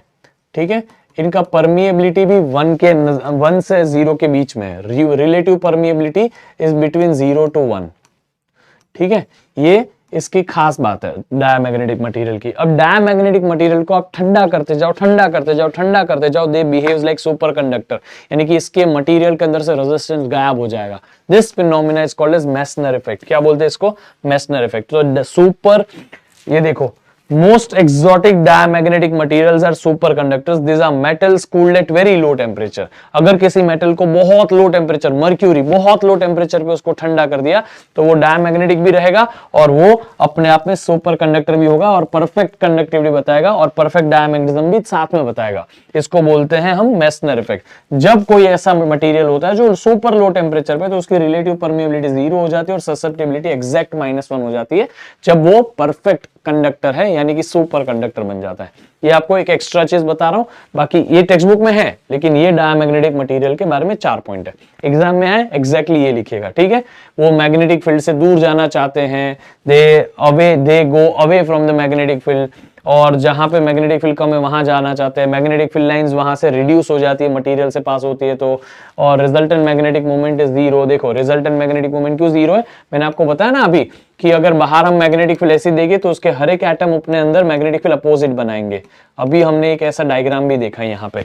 विच डायग्राम इट वाज बेटा? यहाँ पे देखो, हमने ये पढ़ा ना, ये है मटेरियल अपने अंदर मैग्नेटिक मोमेंट अपोजिट बनाते हैं जो एक्स्ट्रा बाहर मैग्नेटिक फील्ड थी उसके। ठीक है, तो इसको याद रखिएगा, ये वाला वो पॉइंट है। ठीक है, अब बात करते हैं पैरामैग्नेटिज्म मटेरियल। समझा चुका हूं पैरामैग्नेटिज्म नॉर्मल मैग्नेट जैसा होता है। अगर यहां मैग्नेट रखा हमने, वो अपने आप नॉर्थ टू साउथ अलाइन होगा, है कि नहीं, और पैरामैग्नेट वाला मटेरियल रखा अपने आप नॉर्थ टू साउथ अलाइन होगा। लेकिन हमने डायमैग्नेट वाला मटेरियल रखा, वो नॉर्थ टू साउथ के परपेंडिकुलर अलाइन होगा, समझ में आ गया, अर्थ मैग्नेटिक फील्ड के परपेंडिकुलर अलाइन होता है। दूसरा, आपने डायमैग्नेटिक मटेरियल रखा, वो वीक से स्ट्रॉन्ग मैग्नेटिक फील्ड से दूर भागेगा, वीक की तरफ चला जाएगा, लेकिन पैरामैग्नेटिक मटेरियल मैग्नेट की तरफ जाता है, नॉर्मल मैग्नेटिक फील्ड की तरफ भाग जाता है, तो ये स्ट्रॉन्ग मैग्नेटिक फील्ड की तरफ जाने की कोशिश करता है। Some paramagnetic materials are aluminium, sodium, calcium, oxygen, copper chloride, ये पैरामैग्नेटिक मटेरियल्स है, आप इसे याद रखिए। और ये सब मैंने पैरामैग्नेटिक मटेरियल की डेफिनेशन भी यहाँ लिखी हुई है। पैरामैग्नेटिक मटेरियल जो होता है उसमें ससेप्टिबिलिटी और म्यू रिलेटिव, ससेप्टिबिलिटी जो होती है इसमें वो पॉजिटिव होती है, बट अभी भी स्मॉल वैल्यू ही होती है। वहां ससेप्टिबिलिटी स्मॉल भी होती थी, लो भी होती थी, यानी कि स्मॉल वैल्यू भी प्लस नेगेटिव होती थी। डायमैग्नेटिक मटेरियल में ससेप्टिबिलिटी क्या होती है बेटा, डायमैग्नेटिक मटेरियल है लो ससेप्टिबिलिटी है, नेगेटिव ससेप्टिबिलिटी है, यहाँ पॉजिटिव ससेप्टिबिलिटी है बट अभी भी स्मॉल ही है, लो ही है। और म्यू रिलेटिव, रिलेटिव परमिएबिलिटी यहाँ जो होती है बेटा वो 1 से थोड़ी ज्यादा होती है, बट 1 से 2, 1 से 1.5 ऐसे कुछ। आप ऐसा मत मानो कि 1 से सीधा 100 हो जाएगा, ऐसा नहीं, 1 से बड़ी बट 1 के आसपास ऐसा मान लो, ठीक है। ये मैग्नेटिक फील्ड बाहर जितनी बढ़ाओगे उतना ही ये मटेरियल और मैग्नेटाइज होता जाएगा, ठीक है। डायमैग्नेटिक मटेरियल और अच्छा मैग्नेट बन जाएगा जब आप उसके बाहर मैग्नेटिक फील्ड और लगाओगे, क्योंकि ये मैग्नेटिक फील्ड को पसंद करता है। दूसरा, यहाँ पे आपके पास में एक और चीज है कि जितना टेम्परेचर बढ़ाओगे उतना ससेप्टिबिलिटी कम हो जाता है, उतना ससेप्टिबिलिटी कम हो जाता है। Susceptibility is inversely proportional to temperature, इसका ग्राफ भी है, और आपको अगर इसका ग्राफ बनाना पड़े तो ग्राफ ऐसा इनवर्सली प्रोपोर्शनल वाला आता है ससेप्टिबिलिटी का टेम्परेचर के साथ में, ठीक है। आई होप आप इसे याद रखेंगे, ठीक है, कूल। ये आपका ग्राफ है, याद रहना चाहिए। Then there is something called as ferromagnetism. Ferromagnetic materials are मस्त वाले मटेरियल्स है जो पैरामैग्नेटिक ही है, लेकिन पैरामैग्नेटिक मटेरियल में क्या हो रहा था पता है, पैरामैग्नेटिक मटेरियल में एक इधर डायपोल मोमेंट, एक इधर, एक इधर, एक इधर, एक इधर, एक इधर, सब रैंडम थे एक दूसरे से। तो अगर कोई बाहर से मैग्नेटिक फील्ड नहीं दोगे तो अंदर सबकी टोटल मिला के मैग्नेटिक फील्ड 0 हो जाएगी। लेकिन जब आप इसमें कोई बाहर से मैग्नेटिक फील्ड दोगे तो ये जितने भी है उनमें से मैक्सिमम तो ट्राई कर ही लेंगे कि वो सीधे हो जाए, मैग्नेटिक फील्ड के अलोंग ट्राई करेंगे आने की, ठीक है। ज्यादा से ज्यादा क्या करेंगे, मैग्नेटिक फील्ड के अलोंग आने की ट्राई करेंगे, सब नहीं कर पाएंगे। लेकिन फेरोमैग्नेटिक मटेरियल की खास बात पता है, फेरोमैग्नेटिक मटेरियल में सारे सेम डायरेक्शन वाले जो डायपोल है ना वो सब एक साथ रहते हैं, सारे सेम डायरेक्शन वाले डायपोल एक साथ रहते हैं और वो ग्रुप बना लेते हैं। सारे सेम डायरेक्शन वाले एटम्स जो होते हैं, सारे सेम डायरेक्शन वाले मैग्नेटिक डायपोल वाले एटम्स एक साथ रहते हैं, ये ग्रुप बना लेते हैं, सारे ग्रुप में एक साथ रहते हैं। यहाँ पे एक एक इंडिविजुअली रैंडमली था ना, यहाँ एक एक ग्रुप है, अभी भी रैंडम ही है बट ग्रुप एक एक रैंडम एक दूसरे के साथ। एक पूरा ग्रुप है जो आगे वाला है, एक पूरा ग्रुप है जो नीचे वाला है, एक पूरा ग्रुप है ऊपर वाला, अभी भी सब टोटल मिला के नेट मैग्नेटिक फील्ड अभी 0 ही है। ये टोटल मिला के इसकी कोई मैग्नेटिक फील्ड बनी नहीं, लेकिन उन्होंने अपना ग्रुप बना लिया है। अब क्या होगा पता है, जब आप बाहर से मैग्नेटिक फील्ड लाओ, अच्छा ये ग्रुप का नाम है डोमेन, इसको क्या बोलते हैं, डोमेन, ठीक है, डोमेन बुलाते हैं, जहां पे सारे के सारे वो आइटम्स जिनका मैग्नेटिक मोमेंट सेम डायरेक्शन में वो ग्रुप बना लेता है। अब जब आप यहाँ पे मैग्नेटिक फील्ड लाओगे बाहर से, जैसे ही यहां आपने मैग्नेटिक फील्ड रखी, कोई एक पूरा का पूरा ग्रुप ही अपने आप अपने इस डायरेक्शन में हो जाएगा। ये पूरा ग्रुप का डायरेक्शन पीछे, ये पूरा ग्रुप शिफ्ट होगा और सबका डायरेक्शन ऐसा हो जाएगा। ये पूरा ग्रुप शिफ्ट होगा, सबका डायरेक्शन ऐसा हो जाएगा। तो पूरा का पूरा डोमेन एक साथ अपना डायरेक्शन पलटता है, यानी कि ये मटेरियल जल्दी मैग्नेटाइज हो जाता है। ये मटेरियल जो है एक एक एटम अपने आप डायरेक्शन बदलता है, धीरे धीरे मैग्नेटाइज होता है, क्योंकि ये पैरामैग्नेटिक मटेरियल है। और हमारा यहाँ फेरोमैग्नेटिक मटेरियल है। फेरोमैग्नेटिक मटेरियल में सारे के सारे एटम ग्रुप में ही एक साथ बैठे थे, जैसे ही मैग्नेटिक पूरा ग्रुप एक साथ अलाइन हो गया और ये हमारे लिए बन गए डोमेन को एक साथ अलाइन करके स्ट्रॉन्ग मैग्नेट। यहाँ एक मैग्नेट अलाइन होने की ट्राई करता है, फिर भी सारे नहीं हो पाते। यहाँ एक अलाइन होने की जात में उसका पूरा ग्रुप को लेके चलता है। ये ग्रुप भी हो गया, ये ग्रुप भी हो गया, ये मैग्नेटिक फील्ड के डायरेक्शन में ये ग्रुप भी हो गया, तो सारे के सारे डोमेन अलाइन हो जाते हैं। एक ऐसा टाइम आएगा कि थोड़ी सी और मैग्नेटिक फील्ड दोगे ना, सारे डोमेन एक साथ अलाइन हो जाएंगे। तो जब सारे डोमेन एक ही डायरेक्शन में होंगे तो पूरा मटेरियल एक ही डोमेन एक ही डायरेक्शन में मैग्नेटिक फील्ड बनाएगा। आपने मैग्नेटिक फील्ड आगे दी, पूरे मटेरियल में जितने आइटम है सबकी मैग्नेटिक फील्ड आ गए, तो नेट मैग्नेटिक फील्ड भी उसी डायरेक्शन में, तो ये बेस्ट मैग्नेट बन जाएगा। क्या बनेगा, स्ट्रॉन्ग मैग्नेट बनेगा। क्या बनेगा बेटा, स्ट्रॉन्ग मैग्नेट बन जाएगा। समझ में आ गया। ये स्ट्रॉन्ग मैग्नेट कब बनेगा, आई होप आपको समझा, ठीक है। अब मैं ये जो मैंने आपको ग्रुप वाला बताया ना बेटा, वो यहां पे है, इसको बोलते हैं डोमेन थियरी। आपको अगर कोई पूछे explain domain theory for ferromagnetism, तो ये आंसर लिखना है, domain theory for ferromagnetism.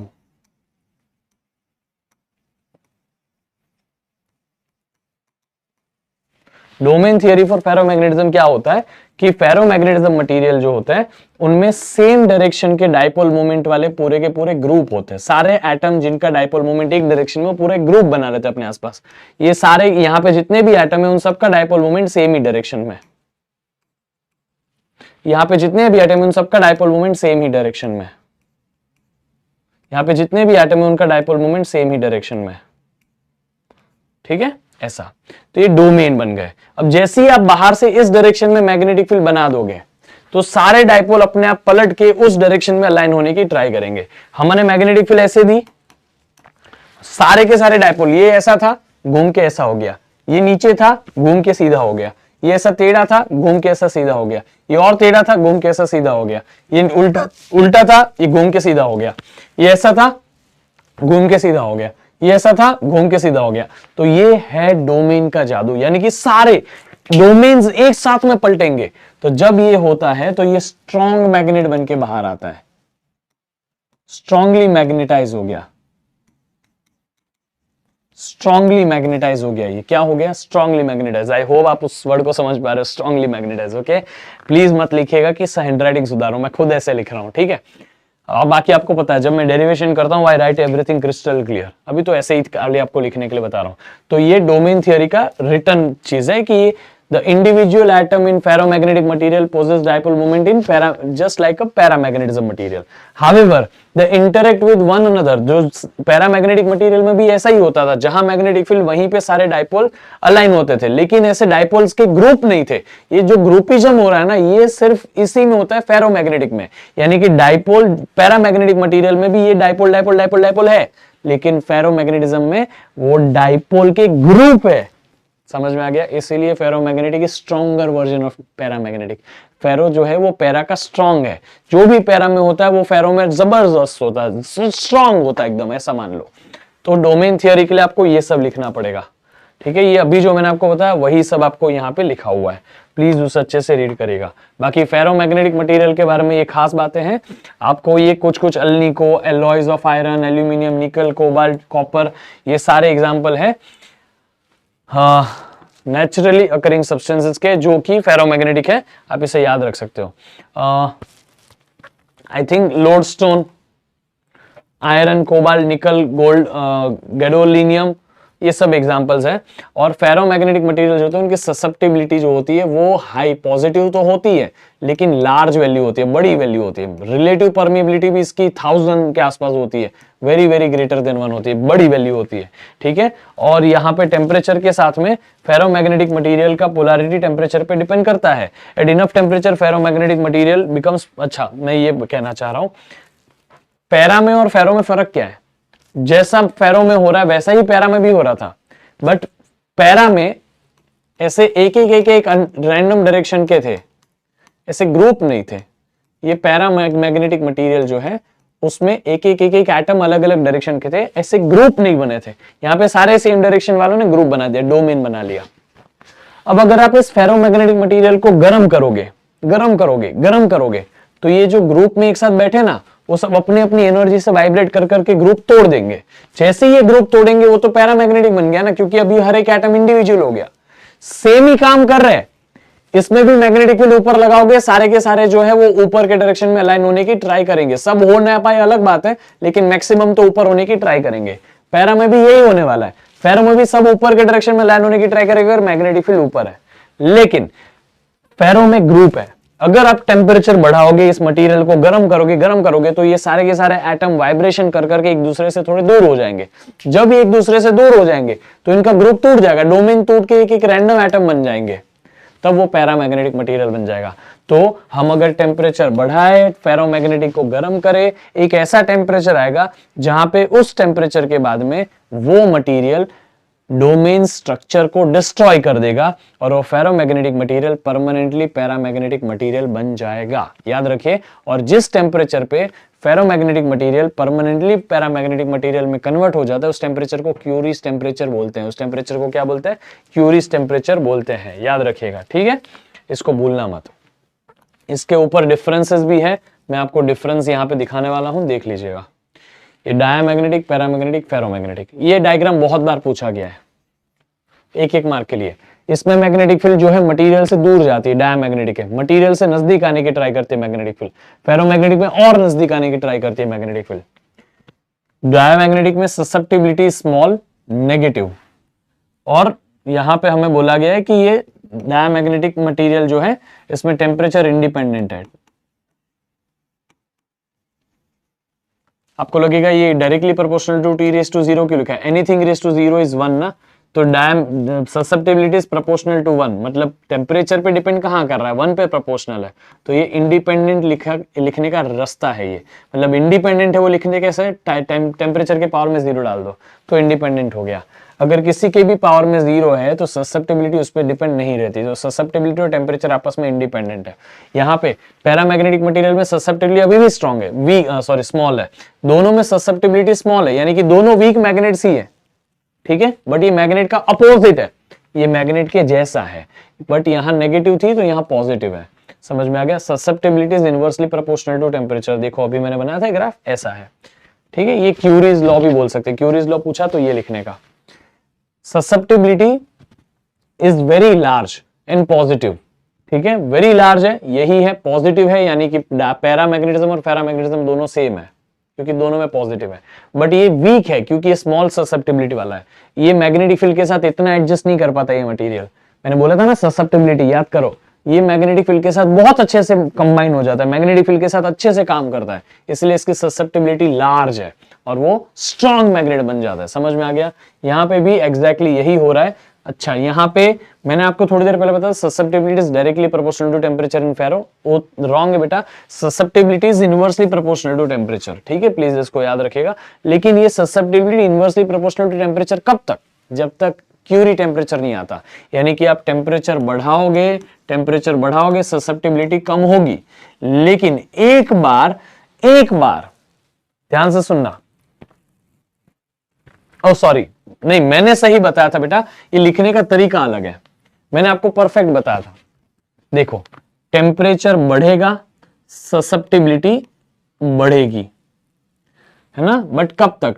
Curie temperature तक, क्योंकि टेम्परेचर बढ़ने के साथ ससेप्टिबिलिटी बढ़ी, फिर एक ऐसा टेम्परेचर बढ़ के आ चुका जो है क्यूरी टेम्परेचर। अब ये मटेरियल फेरोमैग्नेटिक मटेरियल से कन्वर्ट होके पैरामैग्नेटिक मटेरियल बन गया। क्यों? क्योंकि ये क्यूरी टेम्परेचर पे सारे का सारा डोमेन स्ट्रक्चर जो होता है ना, डोमेन स्ट्रक्चर, वो टूट जाता है। यहां इसके बाद में वो ferromagnetic material permanently paramagnetic material बन चुका है, और जब वो पैरामैग्नेटिक मटेरियल बन जाएगा तो susceptibility is inversely proportional to temperature, इसलिए इस टेम्परेचर के बाद में टेम्परेचर और बढ़ेगा तो ससेप्टिबिलिटी कम हो जाएगी। समझ में आ गया? तो before Curie temperature susceptibility, before, मैं ऐसा लिखता हूं, बिफोर क्यूरी टेम्परेचर, क्यूरी का स्पेलिंग क्या है बेटा? Curie, before Curie temperature susceptibility will increase as temperature increases. कब तक? जब तक क्यूरी टेम्परेचर नहीं आया। जैसे ही टेम्परेचर बढ़ाओगे ससेप्टिबिलिटी बढ़ेगी, लेकिन एक बार क्यूरी टेम्परेचर आ गया फिर वो फेरोमैग्नेटिक मटेरियल पैरामैग्नेटिक मटेरियल बन जाएगा। क्यों? क्योंकि उसके डोमेन स्ट्रक्चर टूट जाएंगे। फिर आफ्टर क्यूरी टेम्परेचर,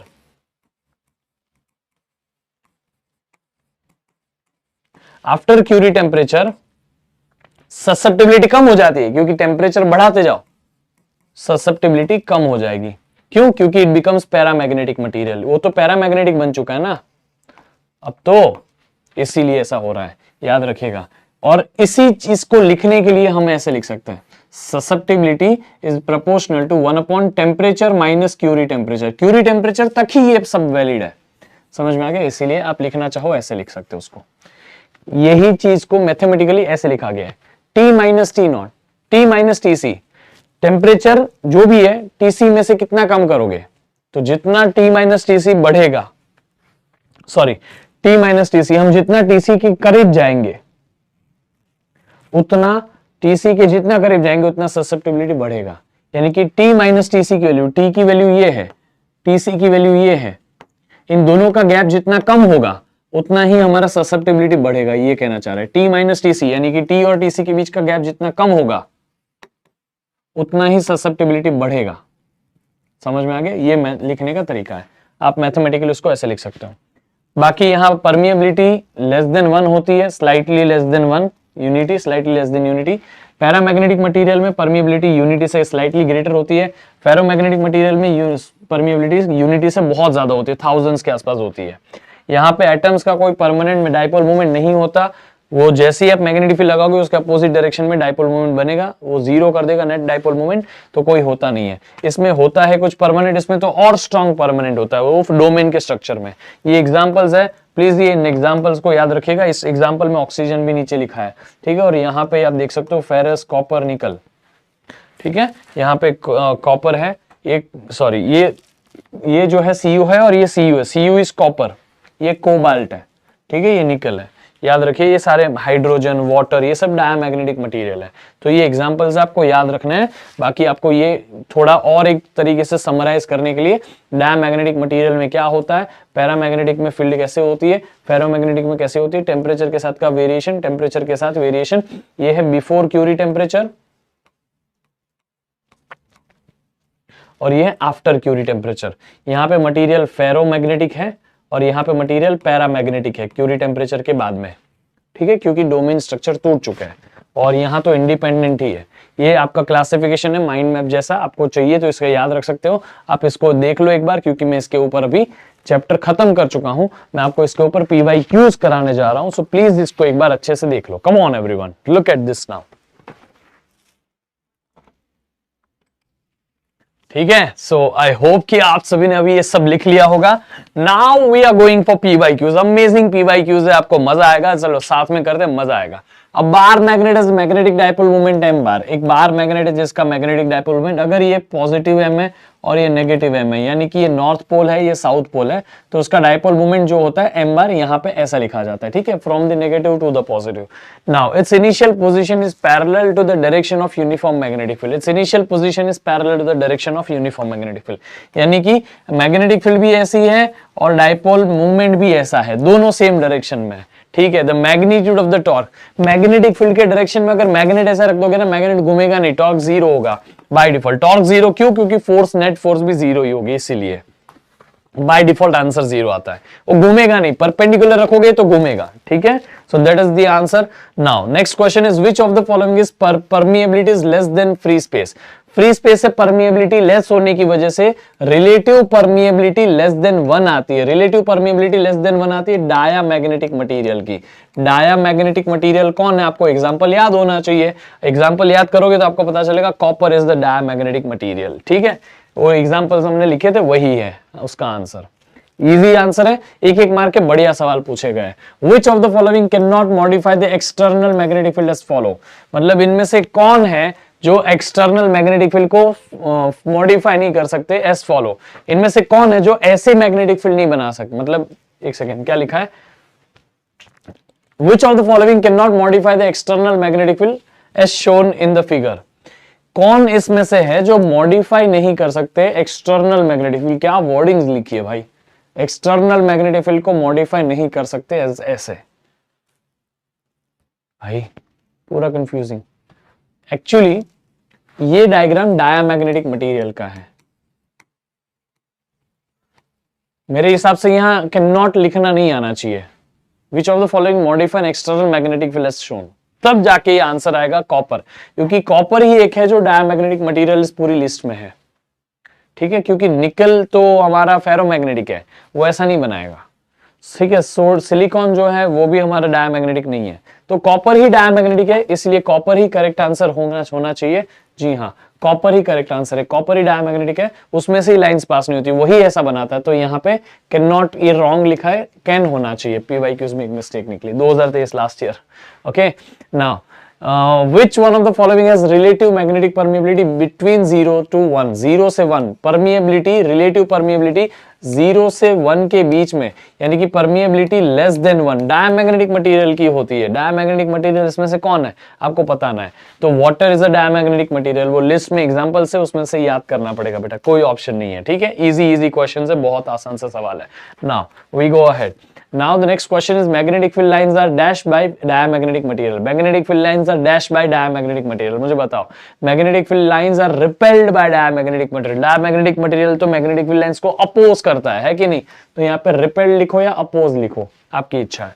ये 1 मार्क का क्वेश्चन आपका हो गया। ऐसे सारे होता है। 1 मार्क के लिए आपको 2019 में सवाल आया, magnetic susceptibility of the temperature at 300 kelvin. Temperature की वैल्यू है 300 केल्विन और आपके ससेप्टिबिलिटी की वैल्यू है इतनी। ससेप्टिबिलिटी की वैल्यू उतनी है 1.2 into 10⁵. At what temperature the magnetic susceptibility becomes this much. तो ससेप्टिबिलिटी की सेकेंड वैल्यू बननी चाहिए 1.44 into 10⁵. तो टेम्परेचर T2 कितना होगा?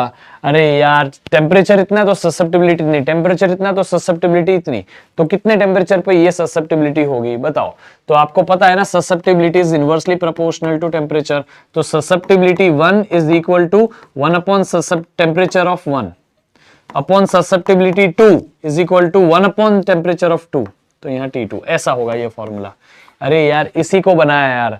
susceptibility 1 is 1 upon temperature 1, susceptibility 2 is 1 upon temperature 2। ये उसका फॉर्मूला है। आपको यहाँ क्या नहीं पता है बताओ?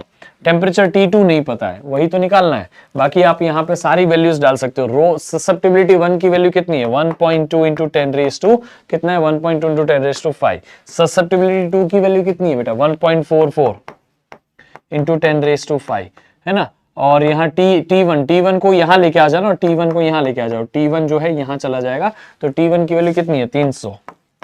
ये है आपका T2। सिंपल कैलकुलेशन है, 10⁵ गेट्स कैंसिल, 1.2 upon 1.44।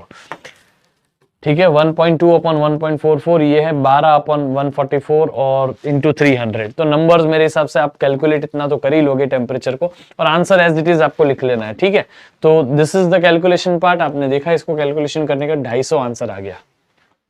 ठीक है, so this is how you get the answer 250 kelvin पे।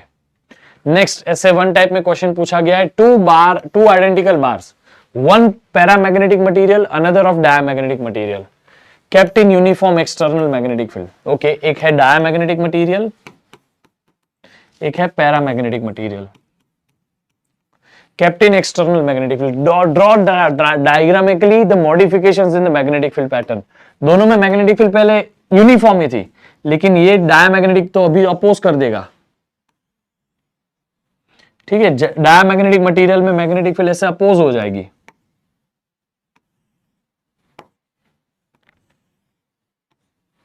ऐसा कुछ बनाना, मैं आपको एक डायग्राम बराबर से बता दूंगा। पैरामैग्नेटिक में तो उसके अंदर चली जाएगी लाइंस, जितनी हो उसके अंदर से पास हो, ऐसा कुछ। मैं आपको परफेक्ट डायग्राम बताता हूं, देख लीजिए। अभी कुछ ऐसा बनाना, मेरे जैसा एग्जैक्ट मत बनाना, ऐसा आपकी बुक में भी दिया ही है, एग्जैक्ट ये बना दो। ठीक है, 2 मार्क के लिए बढ़िया सवाल है। ऐसे 2 टाइप क्वेश्चन 3 मार्क का 2019 में। Write 3 different points on difference between para dia and ferro, paramagnetism, diamagnetism, ferromagnetism. 3 point ही लिखना है। तो पहला पॉइंट तो आपको पता है, मैं आपको ऐसे ही बताता हूं। देखो, डायमैग्नेटिज्म के ससेप्टिव, ये तो लिखना ही, कोई भी पॉइंट लिखो, लेकिन कौन से बेस्ट 3 पॉइंट है जिससे आपके मार्क्स हमेशा परफेक्ट मिलेंगे। एक है ससेप्टिबिलिटी की वैल्यू लिखो हमेशा। ससेप्टिबिलिटी की वैल्यू तीनों में कैसी होती है? डाया में होती है नेगेटिव स्मॉल, यहां पैरा में होती है पॉजिटिव स्मॉल, फेरो में होती है पॉजिटिव लार्ज।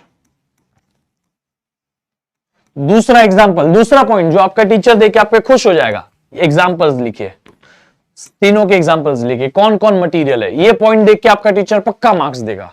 ये पॉइंट बहुत वैलिड है, इसी पॉइंट का 1 मार्क मिलना चाहिए। अगर ये 3 मार्क का पूछा जाता है तो इस पॉइंट का ही 1 मार्क होता है। दूसरा, परमिएबिलिटी के बारे में लिख दो, permeability less than 1, permeability less than 1 for dia, permeability greater than 1 but little bit greater than 1, permeability very very greater than 1। ठीक है, चाहिए तो एक डायग्राम वाला भी आप सीन बना सकते हो, मैग्नेटिक फील्ड वाला जो भी हमने बनाया ना, यहाँ पे मैंने आपको अभी बताया भी था कि आप ये बना सकते हो डाया पैरा फेरो का। ये डिफरेंस में भी ये लिख सकते हो, ये और ये 3 बना सकते हो डायग्राम्स डाया पैरा फेरो में, तो भी चलेगा। ठीक है, और ससेप्टिबिलिटी का टेम्परेचर के साथ रिलेशन क्या है वो भी लिख सकते हैं। Then susceptibility of magnetic material is this much, susceptibility की वैल्यू है this much 0.9853। Identify the type of material. अरे यार ससेप्टिबिलिटी इज पॉजिटिव, कैसी है, पॉजिटिव है, स्मॉल वैल्यू है, यानी कि ये डायमैग्नेटिक, अरे पैरामैग्नेटिक मटेरियल है। पॉजिटिव और स्मॉल कैसा होता है, पैरामैग्नेटिक मटेरियल, ठीक है, क्यों, क्योंकि ये पॉजिटिव स्मॉल है। Draw the modifications of the field pattern keeping the piece. अरे यार पैरामैग्नेटिक के लिए फील्ड कैसी होती है, जो मैग्नेटिक फील्ड लाइंस उसमें अंदर से पास हो जाए, ठीक है। तो यहां देखो डायग्राम ऐसा होगा, अगर ये मटेरियल रखा हमने तो सारी मैग्नेटिक फील्ड पहले से सीधी थी, अब वो उसके अंदर जाने की कोशिश करती है, समझ में आ गया, मैग्नेटिक फील्ड उसके अंदर जाने की कोशिश करती है, और जब मैग्नेटिक फील्ड उसके तरफ जाने की कोशिश करते हो तो मैग्नेटिक फील्ड अंदर की तरफ कंप्रेस हो गई। देखो ये हमारा पैरामैग्नेटिक मटेरियल, सारी मैग्नेटिक फील्ड उसके तरफ दब गई, समझ में आ गया, ये पैरामैग्नेटिक मटेरियल है और मैग्नेटिक फील्ड जो है वो पैरामैग्नेटिक की तरफ क्रॉस दब जाती है, ठीक है। सो आपका अभी होमवर्क, आई होप कि आपको ये पूरा चैप्टर समझा। इजी चैप्टर था, बहुत आसान चैप्टर था, इसके पीवाईक्यूज भी देखो कितने इजी पूछे गए, ऐसे ही क्वेश्चंस पूछे गए एग्जाम में, ठीक है। इसमें आपको डेरिवेशन वो आ सकती है b equal to mu N I वाली, वो आ सकती है डेरिवेशन, वो करके जाइएगा, उसका टाइटल बराबर से बुक में से देख लीजिएगा। और बाकी तो आई होप आप सभी को डाया पैराफेरो में क्या लिखना है सब समझ में आ गया। होमवर्क ये है, आप एनसीईआरटी वाला चैनल से एनसीईआरटी एक्सरसाइज इसके कैसे कर रहा हूं उसको देख लीजिएगा, उसमें मैंने वो फॉर्मूला लिस्ट कैसे आई है वो भी आपको वापस एक बार समझाया, तो वो रिवाइज हो जाएगा आपको। वो जो इलेक्ट्रोस्टैटिक से मैग्नेटिज्म का कंपैरिजन है ना, वो उसमें भी कराया है, तो आपको रिवाइज हो जाएगा। तो प्लीज एनसीईआरटी करिएगा, दिस इज योर होमवर्क, ये करके ही अगले क्लास में अगले चैप्टर में आइएगा, मजा आएगा बेटा, ठीक है। सो इसको करिएगा ताकि आप अगले चैप्टर को बहुत अच्छे से कर पाओ, क्योंकि अगला चैप्टर क्या है, मैग्नेटिक इलेक्ट्रोमैग्नेटिक इंडक्शन, ठीक है। तो मिलता है फिर अगले क्लास में, तब तक के लिए पढ़ते रहिए, मचाते रहिए। टिल देन आप सभी को बहुत बहुत प्यार, bye bye, see you and take care.